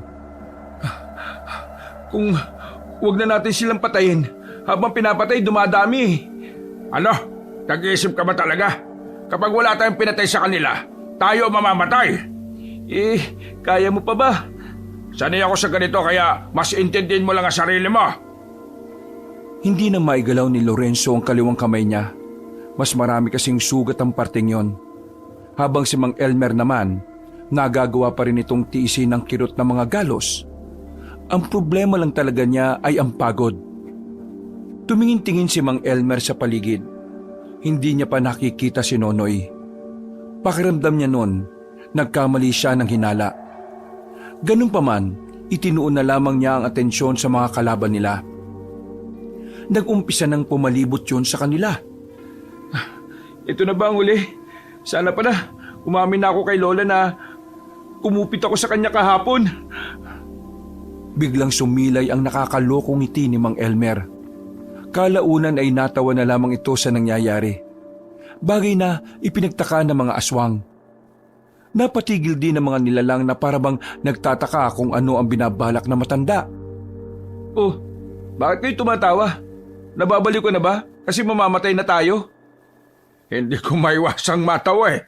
Dahil sa mga oras na ito, aswang din ang magliligtas sa atin. Teka, sinasabi mo bang... Hindi na naituloy ni Lorenzo ang kanyang sasabihin nang biglang may batang lumitaw galing sa itaas. Nakita ni Lorenzo na si Nonoy ang batang yon. Nanlaki ang mga mata ng binata at hindi makapaniwala. Mas lalo pa itong nawindang nang makitang mabilis na kumilos si Nonoy palapit sa mga aswang. Pinagkakakalmot ng bata ang kapwa nito aswang. Mabilis, sobrang liksi. Hindi na nila namalayan kung nasaan na ang bata. Basta nakikita na lamang nilang tumutumba na ang mga kalaban. Naririnig nilang tumutunog din ang mga lieg ng mga yon. Teka, si Nonoy ba talaga nakikita ko? Magpasalamat ka na lang. Bumalik na rin sila sa pakikipaglaban. Sinabayan nila ang batang si Nonoy sa pakikipagbakbakan. Ang kaninang mga aswang na dumadami, unti-unti na ring nababawasan ng dumating si Nonoy. Nang mapansin ng mga aswang na tila hindi sila uubra kay Nonoy, unti-unti na silang umatras. Hindi na rin hinabol pa ni Nonoy ang mga yon. Nang matigil na ang labanan, nahihiya ang batang lumapit kay Mang Elmer. Hindi ito alam kung papaano ipapaliwanag ang tungkol sa tunay niyang katauhan. Noy, aswang ka rin ba? Totoo ba? Sige, magpaliwanag ka. Saka kita hahatulan kapag katanggap-tanggap ang mga sasabihin mo. Bumalik na po ang alaala ko nung nakaraan pa. Hindi ko po sinabi sa inyo kasi natakot po ko sa inyo eh. Alam ko po kasi kung gaano kalaki ang galit nyo sa mga aswang. Kaya naman naisipan ko pong itago ang totoo. Hindi pa lahat ng alaala ko ay bumabalik. Basta, ang una ko lang naalala ay isa akong aswang. Yung mga bangkay ng aswang sa gubat, ikaw ba may gawa nun? Opo, ako po ang pumaslang sa kanila. Nang maalala ko kasi yung pagiging aswang ko, gusto ko nang umalis at hindi na magpakita sa inyo. Pero habang naglalakad ako, nakita kong may nahabol na lalaki. Kaya tinulungan ko po siya. Doon ko po nalaman, pwede pa rin pala akong maging mabuti kahit na aswang ako. Mang Elmer, ano pong hatol nyo? Kahit ako, nabibigla din eh. Hindi ko inakala na ganito pala si Nonoy. Kung ano man po ang gagawin niyo sa akin, maluwag ko pong tatanggapin. Alam ko pong kalaban niyo mga aswang. Kaya kung papaslangin niyo din po ako bilang parte ng misyon po ninyo, hindi po ako magtatanim ng sama ng loob. Mamamatay po ako masaya dahil sa mga kamay niyo po ako namatay. Hindi. Walang papanaw. Ano pong ibig niyong sabihin? Ipangako mo sa akin na ang pagiging aswang mo ay gagamitin mo sa kabutihan. Kapag nagawa mo yan, ikaw ang kauna-unahang aswang na hinayaan kong mabuhay. Isa pa, hindi ka na ibang tao sa akin eh. Tinuring na rin kitang anak kaya mahirap para sa akin ang sinasabi mong paslangin ka. Naniniwala ako sa iyo. Naniniwala akong kaya mong maging mabuti. Kaya sana mangako ka, magiging mabuti ka. Hindi lang sa akin, hindi lang sa aming dalawa, kundi para sa lahat. Opo, pinapangako ko pong magiging mabuting aswang ako. Tutulungan ko po ang mga tao para makamit po natin ang kapayapaan. Mabuti naman at binigyan nyo ng konsiderasyon tong batang to. Pero, Nonoy, hindi mo ba kami kakagatin? Hindi naman po ako kumakain ng laman ng tao eh. Kapag nagugutom po ako, sa gubat po ako naghahanap ng hayop na pwedeng kainin. Sa ngayon, itatago natin sa ibang tungkol dito. Kapag nalaman ng mga tao na aswang ka at nasa poder kita, pareho tayong malalagay sa alanganin. Lalong-lalo ka na, Nonoy. Papatayin ka ng taong bayan. At hindi ko kakayanin kapag nangyari yun sa iyo. Opo, tatandaan ko po ang mga sinasabi ninyo. Pagkatapos ng senaryong yun ay umalis na rin sila doon. Kinaumagahan, si Mang Elmer na naman ang kinilalang pumaslang ng mga aswang. Hindi rin naman kasi nila masabi na si Nonoy ang halos umubos sa mga nilalang. Iritang-irita si Mang Elmer dahil kada dadaan sa bahay nila, nakakatanggap siya ng papuri na alam naman niyang hindi dapat para sa kanya. Iniisip na lang niya na mas mainam na siya ang kilalaning gumawa nun kaysa malaman ng lahat kung ano ba talaga ang katauhan ng batang si Nonoy. Nasundan pa ng nasundan ang pagkamatay ng ibang aswang na nagtatangkang makalapit sa baryo nila. Lahat ng yon, si Nonoy ang gumagawa. Pinipigilan naman ito ni Mang Elmer, pero sadyang hindi yun nakikinig sa kanya. Gusto talaga ni Nonoy na siya mismo ang uubos sa mga kalahi niya. Alam mo naman na delikado ang ginagawa mo. Paano na lang kung mapahama ka? Tapos kami, wala kaming kaalam-alam. Sarap-sarap ng tulog namin tapos ikaw pala patay na. Hindi naman po ako napahamak eh. Ayos lang naman po ako. Ang kulit mo talaga eh. Ang gusto ko lang namang sabihin, huwag kang lalakad na mag-isa. Ngayong alam nilang nakikialam ka na sa problema, siguradong isa ka na sa pinaghahandaan nila. Noy, makinig ka na lang. Para din naman sa iyo yun at sa ating lahat. Kasi kapag napahama ka, sa tingin mo ba magiging palagay ang loob namin? Maapektuhan din kami, no? At kapag naapektuhan kami, siguradong mahihirapan din kaming lumaban. Opo, sige po. Pasensya po. Gusto ko lang naman po makatulong sa inyo eh. Mas makakatulong ka kung makikinig ka sa amin. Alam mo naman na ayaw kong napapahama ka. Baka mabaliw ako kapag nawala ka pa sa amin. Mahal na mahal ka niya si Mang Elmer, no? Di mo ba napapansin? Hindi na siya masyadong maangas. Nagbago na siya. Malahimik ka nga. Bigwasan kita dyan eh. Oo, ayan. Bumalik na naman. Sige na. Kumain na lang talaga tayo. Sabay-sabay na naghapunan ng tatlo. Naging magaan naman ang mga sandali para sa kanila. Matapos kumain, ay naghanda na rin sila sa kanilang pagtulog. Mga bandang 10:00 ng gabi, mahimbing na ang tulog ng batang si Nonoy. Sasamantalahin na ng dalawa ang pagkakataon para lumakad. Pupuntahan kasi nila ang hinihinalang tinatambayan ng aswang tuwing gabi. Sigurado kayang hindi magigising at susunod ang batang yun? Napagsabihan naman na natin siya, di ba? Kaya kahit siguro magising siya, hindi naman siguro siya lalabas ng bahay. Ang kulit din ng bungo ng batang yun no? Kung sa bagay, aswang nga. Hindi ka ba nagkaroon ng pagkailang sa kanya nang malaman mong aswang siya? Hindi naman. Parang wala naman nagbago sa tingin ko sa kanya. Namangha at windang lang talaga ako. Kayo? Wala rin naman nagbago sa tingin ko sa kanya. Mas nauna pa nga akong mag-alala para sa kapakanan niya Di ba ang motto niyo sa buhay, lahat ng aswang kalaban niyo? Bata man o matanda, tomboy man o bakla, may ipin man o wala.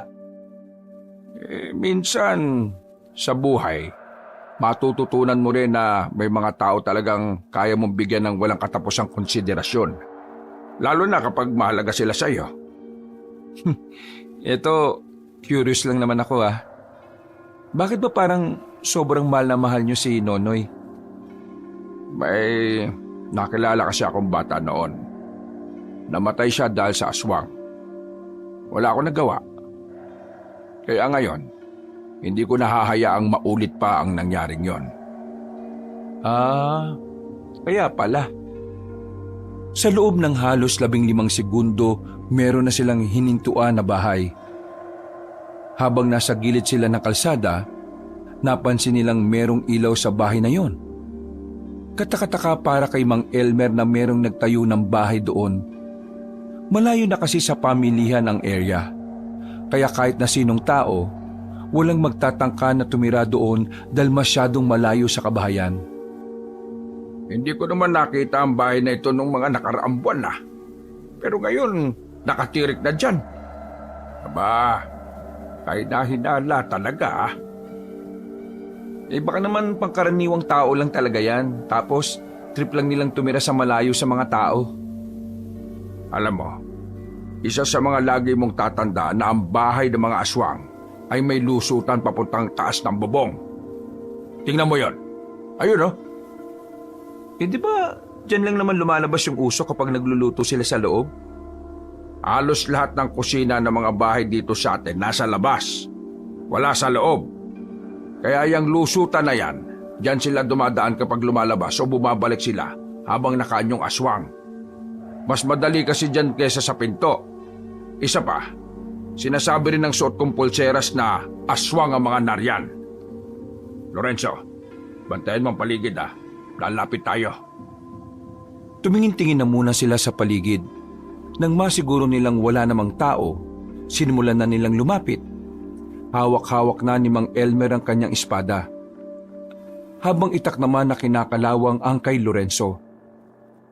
Nang ilang dipa na lang ang distansya nila, may kung anong bagay ang dinukot ni Lorenzo sa kanyang maliit na bag.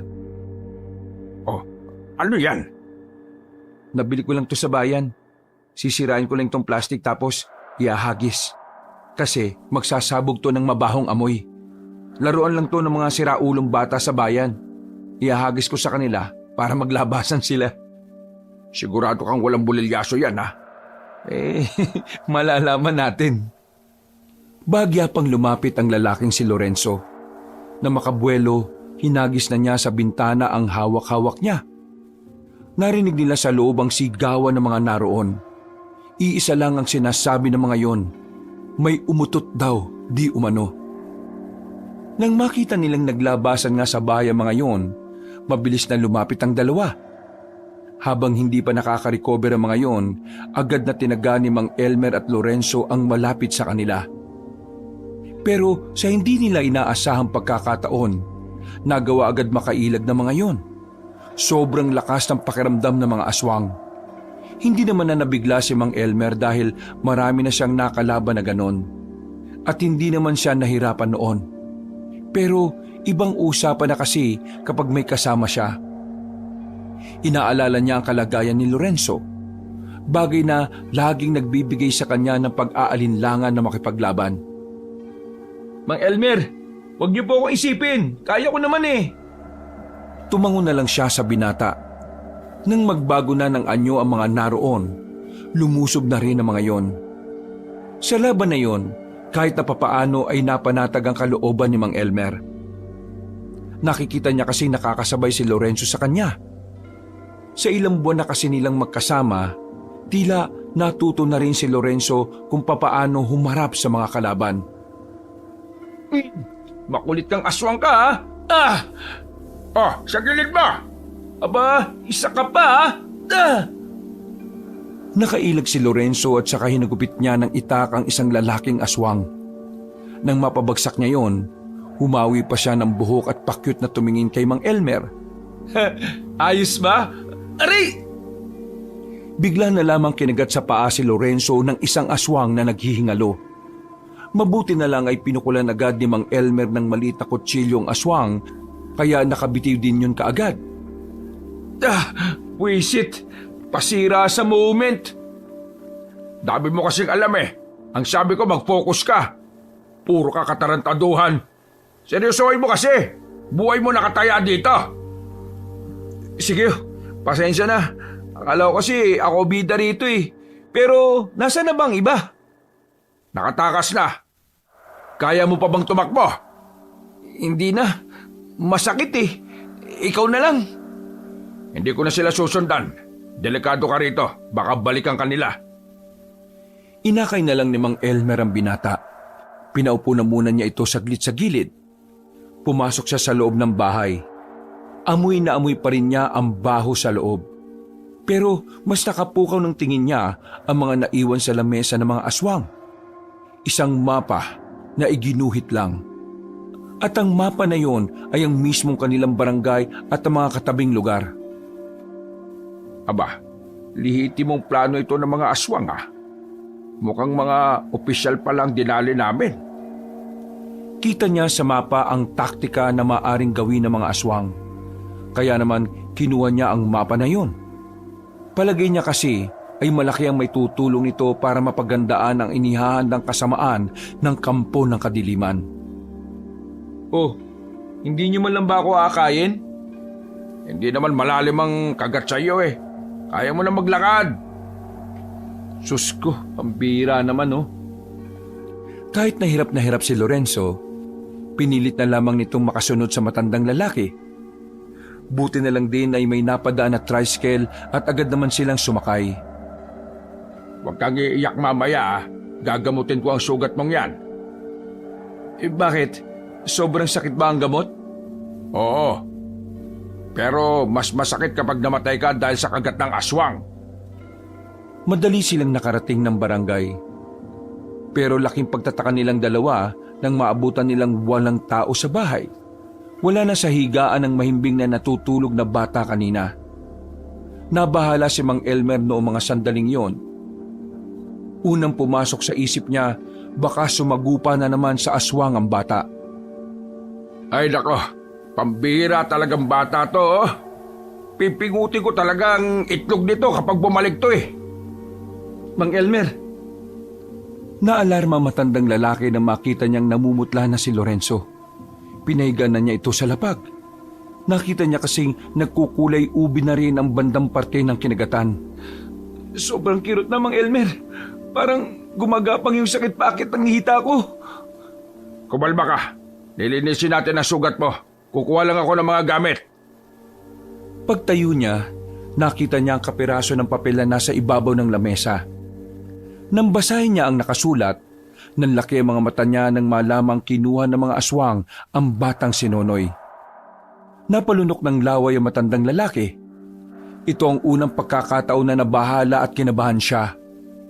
Hindi niya kayang may mangyaring masama sa bata. Pero hindi rin naman niya pwedeng iwan si Lorenzo. Napamura na lang siya sa kanyang isipan.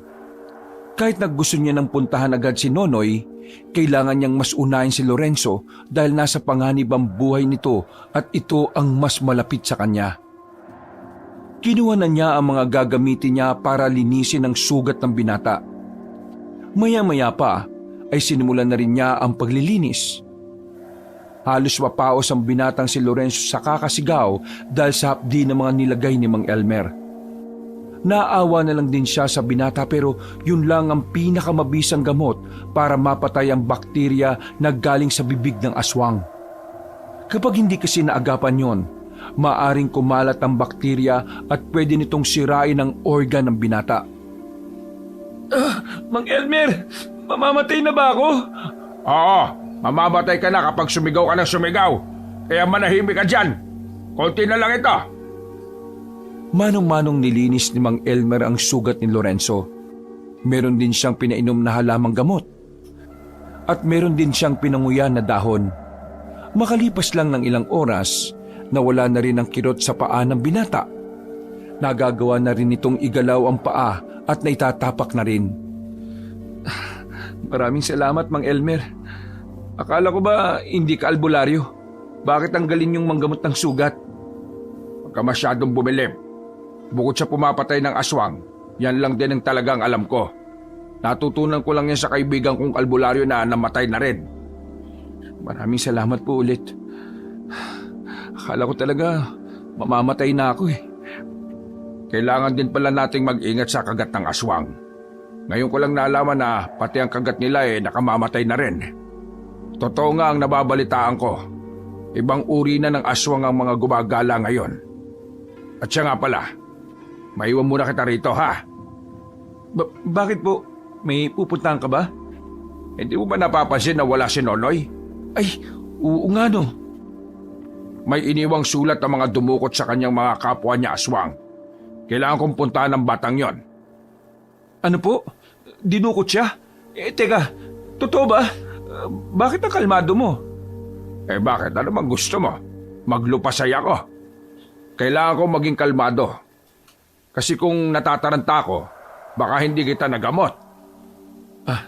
Pasensya na. Dahil sa akin hindi mo kaagad napuntaan si Nonoy. Hayaan mo na. Hindi naman nila sasaktan ang batang yon. Ako ang kailangan nila. Sige po, sasamahan ko po kayo. Hindi na.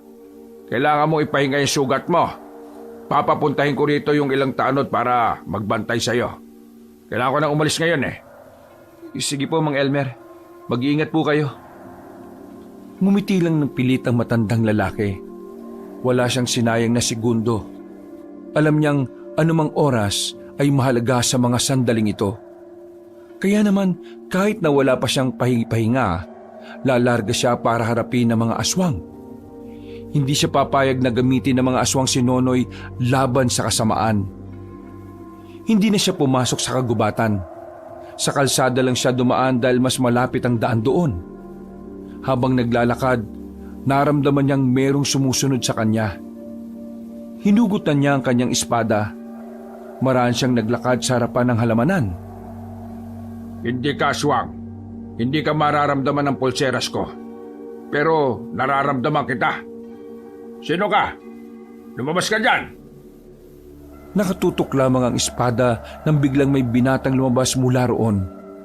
Maliwanag ang buwan, kaya kahit na papaano ay nakilala niya ang taong yon. Oh, boy karinderya. Igan po ang pangalan ko, Mang Elmer. Wala akong pakialam kung anong pangalan mo. Ang gusto kong malaman, anong ginagawa mo dyan? Bakit mo ako sinusundan? Gusto ko po sana na samahan kayo eh. Hindi ko kailangan ng pabigat ngayon, no? Umuwi ka na sa inyo. Magbalat ka na lang ng patatas. Kaya ko po kayong tulungan. Hindi mo alam ang sinasabi mo. Aswang ang makakalaban ko, hindi mga tao sa bilyaran. Meron akong dalang anting-anting.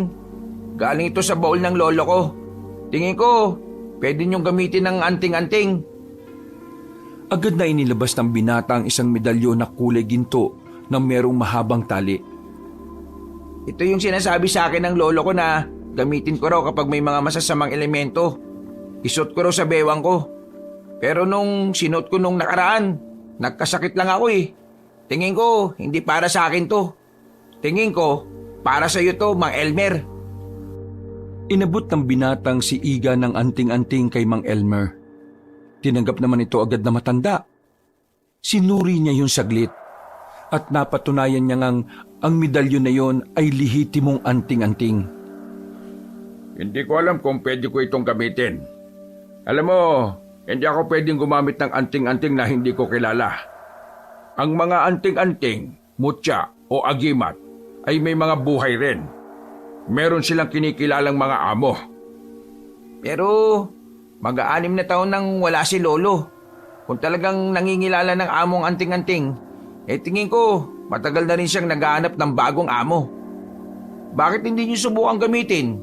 Suotin niyo, Mang Elmer. Huminga ng malalim si Mang Elmer. Kinakabahan siya. Yung kasi ang unang pagkakataon na susubok siya sa isang anting-anting. Ang paniniwala niya kasi noon, hindi na niya kailangan ng mga ganoong bagay. Dahil kaya namang lumaban ng umaasa lang sa sarili nitong lakas.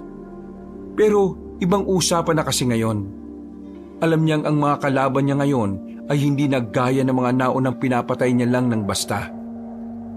Isinuot niya ang anting-anting. Nang nasa bewang na niya ito, wala naman siyang ibang nararamdaman. Kumusta? May nararamdaman ba kayong kakaiba? Wala pa. Hindi naman agad tumatalab ang anting-anting sa mga bagong tagapangalaga. Pero salamat sa anting-anting ah. Sige na, umuwi ka na. Pero gusto kong sumama eh. Hindi nga pwede. Bakit man tigas ng bumbunan mo? Binigyan ko kayo ng anting-anting kaya dapat isama niyo ako. Sige na, Mang Elmer. Gusto ko maging proud sa akin ng tatay ko.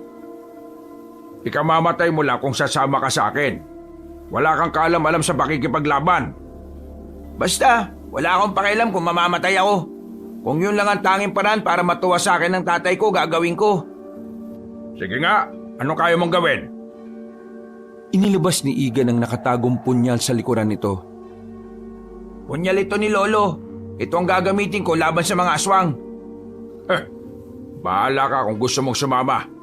Wala akong kasalanan kapag namatay ka, ha? Naku, maraming salamat, Mang Elmer. Hindi na lamang nagsalita si Mang Elmer. Nauna na itong naglakad. Hinayaan na lamang niya ang binata sa gusto nito. Nagpatuloy si Mang Elmer sa paglalakad. Tahimik lang naman si Igan kaya naging swabe ang kanilang paglalakad. Hindi ito gaya ni Lorenzo na kung ano-ano ang pinagsasasabi. Isang oras ang nakalipas, natanaw na rin nila ang isang lugar na ngayon lang din nakita ni Mang Elmer.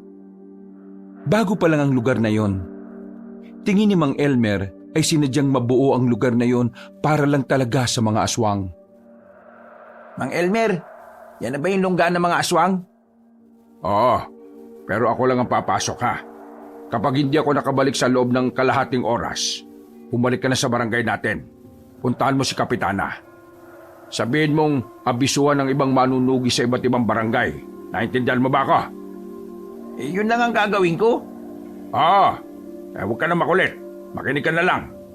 Sige po, masusunod po, Mang Elmer. Huminga ng malalim ang matandang si Elmer. Nang makabuelo, lumapit na rin siya sa baryo. Nakapasok siya sa baryo ng mga aswang nang walang nakakakita sa kanya. Pero ang numero unong problema niya ay kung saan niya hahanapin ang batang si Nonoy. Patay na. Napakamot na lamang ng ulo si Mang Elmer nang meron na siyang makasalubong ng mga aswang. Agad niyang kinalaban ang mga yon. Nakakapalag naman siya at nakakasabay sa mga ito. Ang kaso nga lang, nasira na ang plano niya. Kaya naman, habang nakikipaglaban siya, iniisip na niya kung ano ang susunod niyang gagawin. Marami pa kayong kakainin bigas. Pero mas maganda kung isasaing niyo muna. Pagkahataw niya ng espada niya, bigla na lang niyang naramdaman na may tumusok na kung anong bagay sa leeg niya. Paghawak niya, kasing laki lang yun ng karayom. Unti-unting nanlabo ang mga paningin niya. Maya-maya lang, nagdilim na rin ang paligid. Hindi na alam ni Mang Elmer ang sumunod na mga nangyari. Basta't nagising na lamang siya na nakagapos na siya sa upuan. Kaharap niya ang mga aswang, pati na rin ang pinuno ng mga yon. Nasa pagkakaalala niya ay Magno ang pangalan. Hindi ka ba marunong makaintindi ng sulat? Ang sabi ko sa sulat, pupunta ka lang ng mapayapa. Kasi ang dapat mo lang gawin, isuko ang sarili mo kapalit ang bata. Pero anong ginawa mo? Pinaslang mo pa ang mga tauhan ka. Isang malakas na sampal ang natanggap ni Mang Elmer. Dumugo agad ang labi niya sa lakas ng impact. Pero hindi siya nagpakita ng kahit na anong pagkasindak. Sa halip, inangasan niya si Magno. Hindi ko kasalanan na mahihina ang mga tao mo. Baka nakakalimutan mong hawak ko ang batang pinakamamahal mo. Tingin mo pupunta ako rito kung nakalimutan ka? Pwede bang gumamit ka naman kahit kaunting utak? Nakakatuwa ka naman pala, no? Kahit na alam mong mamamatay ka na ngayon, nag-aangas ka pa rin. Ngayon na matatapos ang pagiging siga mo sa angkan ng mga aswang, Elmer. Napalingon si Mang Elmer sa pintuan nang may ipinasok na lalaki ang mga aswang. Nadismaya ang matandang birador. Ang pag-asang may darating pa sa kanila ay nalusaw dahil sa pagkahuli kay Igan. Pasensya na, Mang Elmer. Patakas na ako. Nahuli nila ako eh. Pambihira ka. Wala na. Tanggapin na lang natin ito na ang huli nating buhay. Tumawa ng malakas sa matandang si Magno. Tuwang-tuwa itong makita na nawawala na ng angas si Mang Elmer. Tingnan mo ang mukha mo. Para kang kawawang tuta. Sige na mga bata. Dalhin nyo na ang dalawang yan sa bakuran ng headquarters natin. Maranay nila ng mga aswang ang dalawa. Halos makaladkad si Mang Elmer at Igan. Pagdating nila sa malawak na bakuran, ay itinali ang kamay nila sa magkabilang kawayan. Naririnig na nila ang mga hiyawan ng mga aswang, mga hiyawan ng pagdiriwang at pagkagigil. Maya-maya lang, dinala na rin ng mga aswang ang batang si Nonoy. Tinanggal mismo ni Magno ang pagkakabusal sa bibig ng bata. Nonoy, sinaktan ka ba nila? Ayos ka lang ba? Hindi po ako sinaktan. Huwag niyo na po akong intindihin. Pero bakit pa po kayo nagpunta rito? Mapapahamak pa po kayo rito eh. Nagpunta ako rito para sa'yo. Hindi ko hahayaang may gawin silang masama sa'yo. Tama na ang dramahan. Pero nakakatuwa ang inyong samahan. Mukhang mahal na mahal mo ang batang ito, Elmer. Kaya ngayong gabi, papipiliin kita.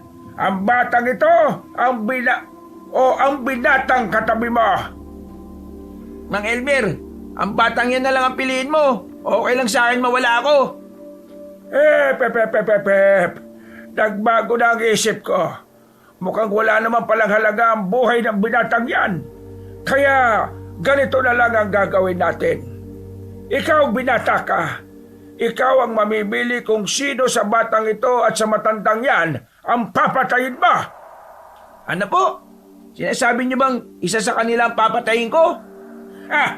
Ang talino mo. Sige na, pakawala na ang binatang yan. Inabot ng isang aswang ang espada ni Mang Elmer kay Igan. Nanginginig pa ang kamay ni Igan nang hawakan niya ang espadang yon. Hindi dahil sa mabigat, kundi dahil sa kaba na nararamdaman. Igan, ako ang paslangin mo. Matanda na ako. Marami na ako nagawa. Huwag po. Ako na lang kasi aswang po ako. Ano? Aswang ka? Bilisan mo.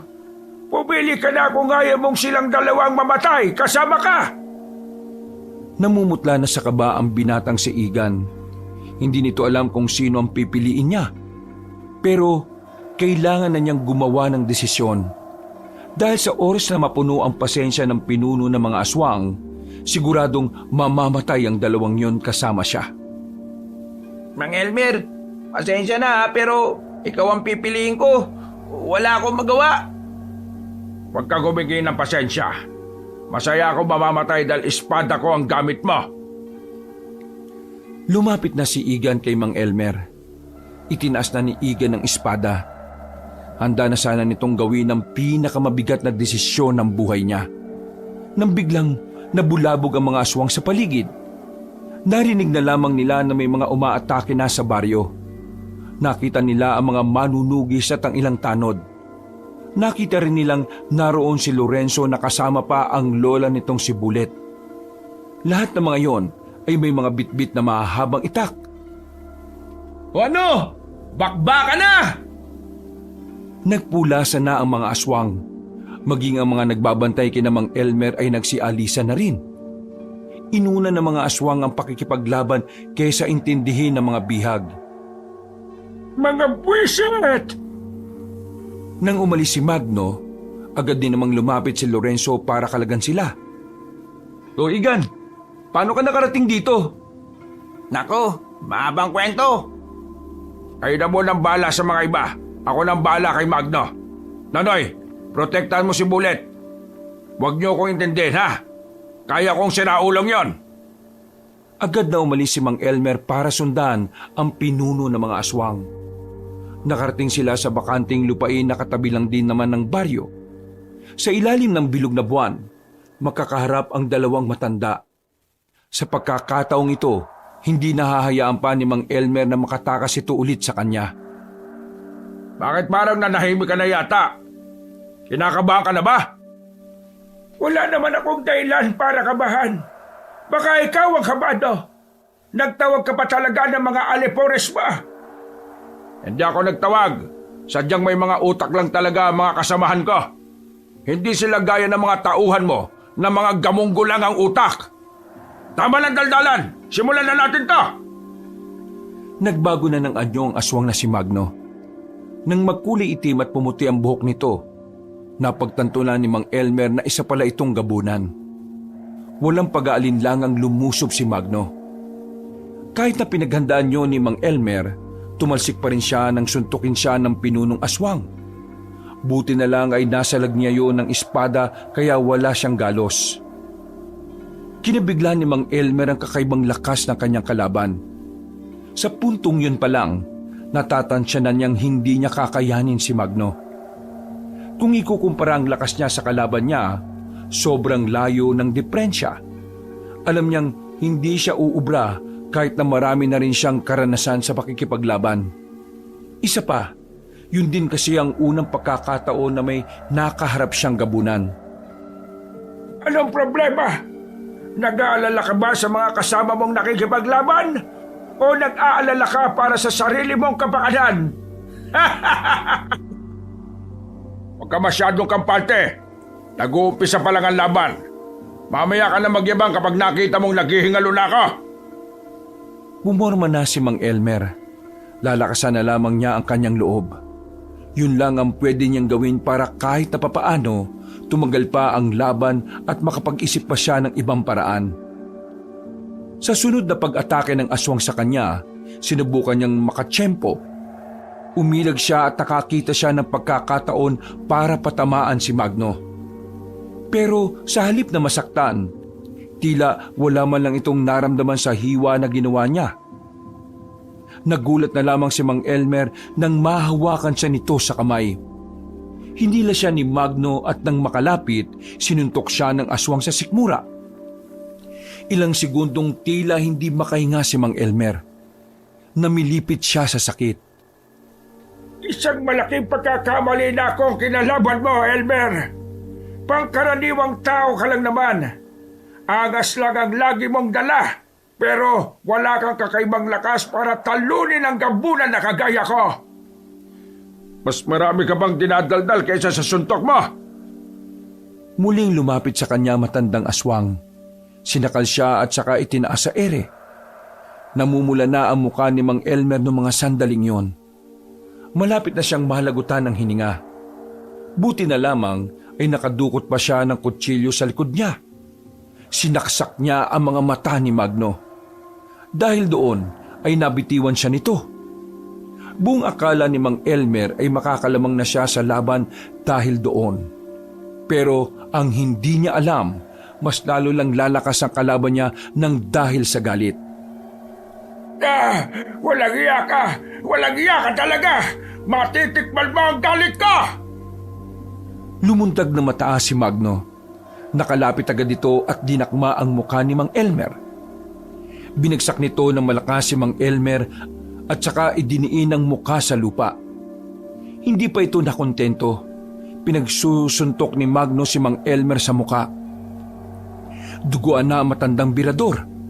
Nanlalabo na rin ang paningin nito nang dahil sa mga dugong halos nahilamos na niya. Sa mga pagkakataong ito, sa kanya lang napagtanto na hindi pala talaga siya malakas. Sadyang matapang lang siya at matalino.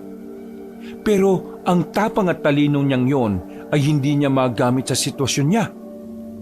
Dahil ang tapang at talino na meron siya, mukhang hindi na uubra sa bangis at lakas ng kalaban. Pwe! Napakahina! Akala ko pa naman ay pagpapawisan ako sa iyo. Mahina! Mahinang mahina! Hindi ako natutuwa sa iyo, ha? Kaya ngayon, papatay na kita para maisunod ko na ang batang pinakamamahal mo! Wag mong sasaktan si Nonoy! Manahimik ka! Gagawin ko ang gusto ko! Gustong gumalaw ni Mang Elmer pero wala na siyang lakas. Kahit daliri niya ay hirap na siyang igalaw. Naiyak na lamang siya dahil alam na niyang wala na siyang magagawa. Nang makita na niyang kinuha na ni Magno ang espada nito para itarak sa kanya, napangiti na lang siya at napapikit. Pero bigla na lang nagbago ang ihip ng hangin ng mga sandaling yon. Biglang nagliwanag ang anting-anting sa bewang ni Mang Elmer. Nasilaw si Magno kaya napalayo ito. Naramdaman naman ni Mang Elmer ang kaginhawaan sa kanyang katawan. Para siyang pinanganak ulit. Lahat ng sakit sa katawan niya ay himalang nawala. Bumalik ang kanyang lakas. Bagay na ikinagulat ni Magno. Ha? Ano nangyari? Bakit ka nakabangon? Hindi ko rin alam. Pero tingin ko, nakikisa na ang anting-anting. Hindi niya pa ako kilala pero parang kinikilala na niya ako ngayon. Biglang lumipad ang espada niya patungo sa kamay niya. Mabilis din namang umatake si Magno sa kanya. Pero nagawa na niyang salagin ang kamao nito gamit lang ang kaliwa niyang kamay. Paano nagkaroon ka ng anting-anting? Nilinlang mo ako! Nilinlang? Hindi kita nilinlang, no? Puro ka kasi daldal eh. Walang ano-ano ay itinarak ni Mang Elmer ang espada sa tagiliran ng aswang. Agad niyang hinugot ang espada, pero binigyan niya pa ng isang mahabang hiwa sa dibdib si Magno. Dahil doon, tuluyan ng bumagal ang kilos nito. Umatras ito pero umabante naman si Mang Elmer. Nang matumba si Magno, tinutukan niya na yon ng espada sa leeg. Kapag nakarinig ako ng magandang dahilan kung bakit di kita dapat patayin, sige, hahayaan kitang mabuhay. Ngayon, sabi mo sa akin, bakit hindi kita papatayin kahit ang dami yun ng pinatay na tao? Ano? Kaya ko magbago. Pwede tayo maging magkaibigan. Pinapangako ko, wala na akong sasaktan na tao. Magno, hindi ako sanggol na kahapon lang ipinanganak. Tingin mo maniniwala ako sa'yo? Walang aswang na kayang magbago kung una pa lang masama na siya. Hindi kagaya ni Nonoy. Siya, una pa lang ay kabutihan ang nananalitay sa ugat niya. Mali ka dyan. Lahat ng aswang kayang magbago.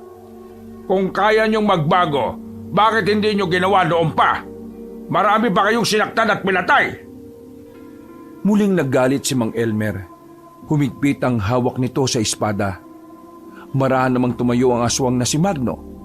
Tumingin ito sa mga mata ni Mang Elmer. At saka nagsimulang magritual. Sinusubukan nitong isailalim si Mang Elmer sa isang hipnotismo. Hindi ako tinatablan yan. Wala naman akong ginagawa. Hindi na nagpaligoy-ligoy pa si Mang Elmer. Bago pa siya maisahan ng kalaban niya, tinaganan niya ito sa leeg. Pagkatapos ay itinarak ulit ang espada sa kaliwang dibdib nito. Sumuka ng maraming dugo ang pinunong aswang. Agad itong bumagsak at nangisay-ngisay. Nakadilat ang nanlilisik nitong mga mata habang nakatingin sa kanya. Hanggang sa huling sandali, tila gusto pa rin siyang paslangin ni Magno. Mga ilang sandali lang, nalugutan na rin ng hininga ang kanyang kalaban.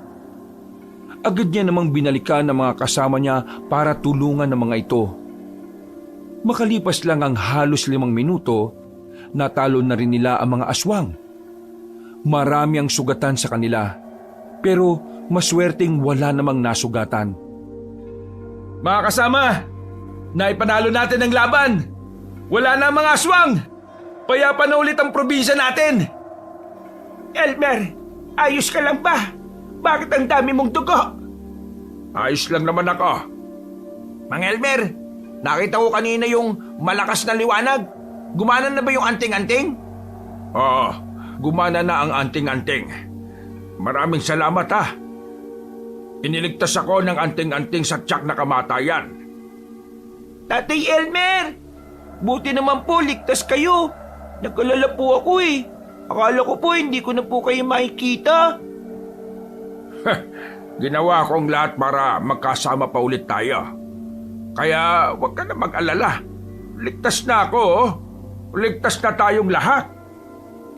Nilisan na rin nila ang lugar na yon matapos nilang abuhin ang mga bangkay ng mga aswang. Kinaumagahan, binalita ni Kapitana ang kanilang pagkapanalo kontra sa mga aswang. Nagdiwang ang kanilang barangay dahil sa wakas wala na rin ang panghanib sa lansangan. Makakalabas na rin ang lahat ng bahay nang hindi nag-aalala para sa kanilang kaligtasan. Higit sa lahat, si Mang Elmer ang pinakamasaya. Bukod kasi sa nabigyan na niya ng kapayapaan ng kanilang probinsya, makakasama na rin niya ng mas matagal ang batang si Nonoy. At sa paglipas nga ng mga buwan, mas lalo pang lumalim ang samahan ng bata at ng matanda. Itinuring na talaga ni Mang Elmer na tunay na anak si Nonoy. Ang pagiging aswang naman ng bata ay patuloy lang nilang itinatago sa mga tao. Pero kasabay nito, naghahanap na sila ng pinakamagaling na albularyo. Susubukan nilang maging normal na tao si Nonoy. Alam ni Mang Elmer na mahirap yun mangyari. Pero hindi siya nawawalan ng pag-asa na mabigyan ng normal na buhay ang batang si Nonoy. Dahil para sa isang dating birador at maangas na matanda, wala nang mas sasaya pa ang kalooban niya kapag nakita niyang maligaya si Nonoy. Mula noon, naging masagana na ang mga barangay. Naibalik ang dati nitong sigla. At sa mga paparating na taon, alam ni Mang Elmer na meron na siyang kakayahan para mas maprotektahan ng mga tao dahil ngayon, hindi na tapang at angas lamang ang daladala niya. Dahil kasama na rin niyang lalaban ang anting-anting na bago niyang sandata. Wakas. Kilalang birador ng aswang ang matandang si Elmer.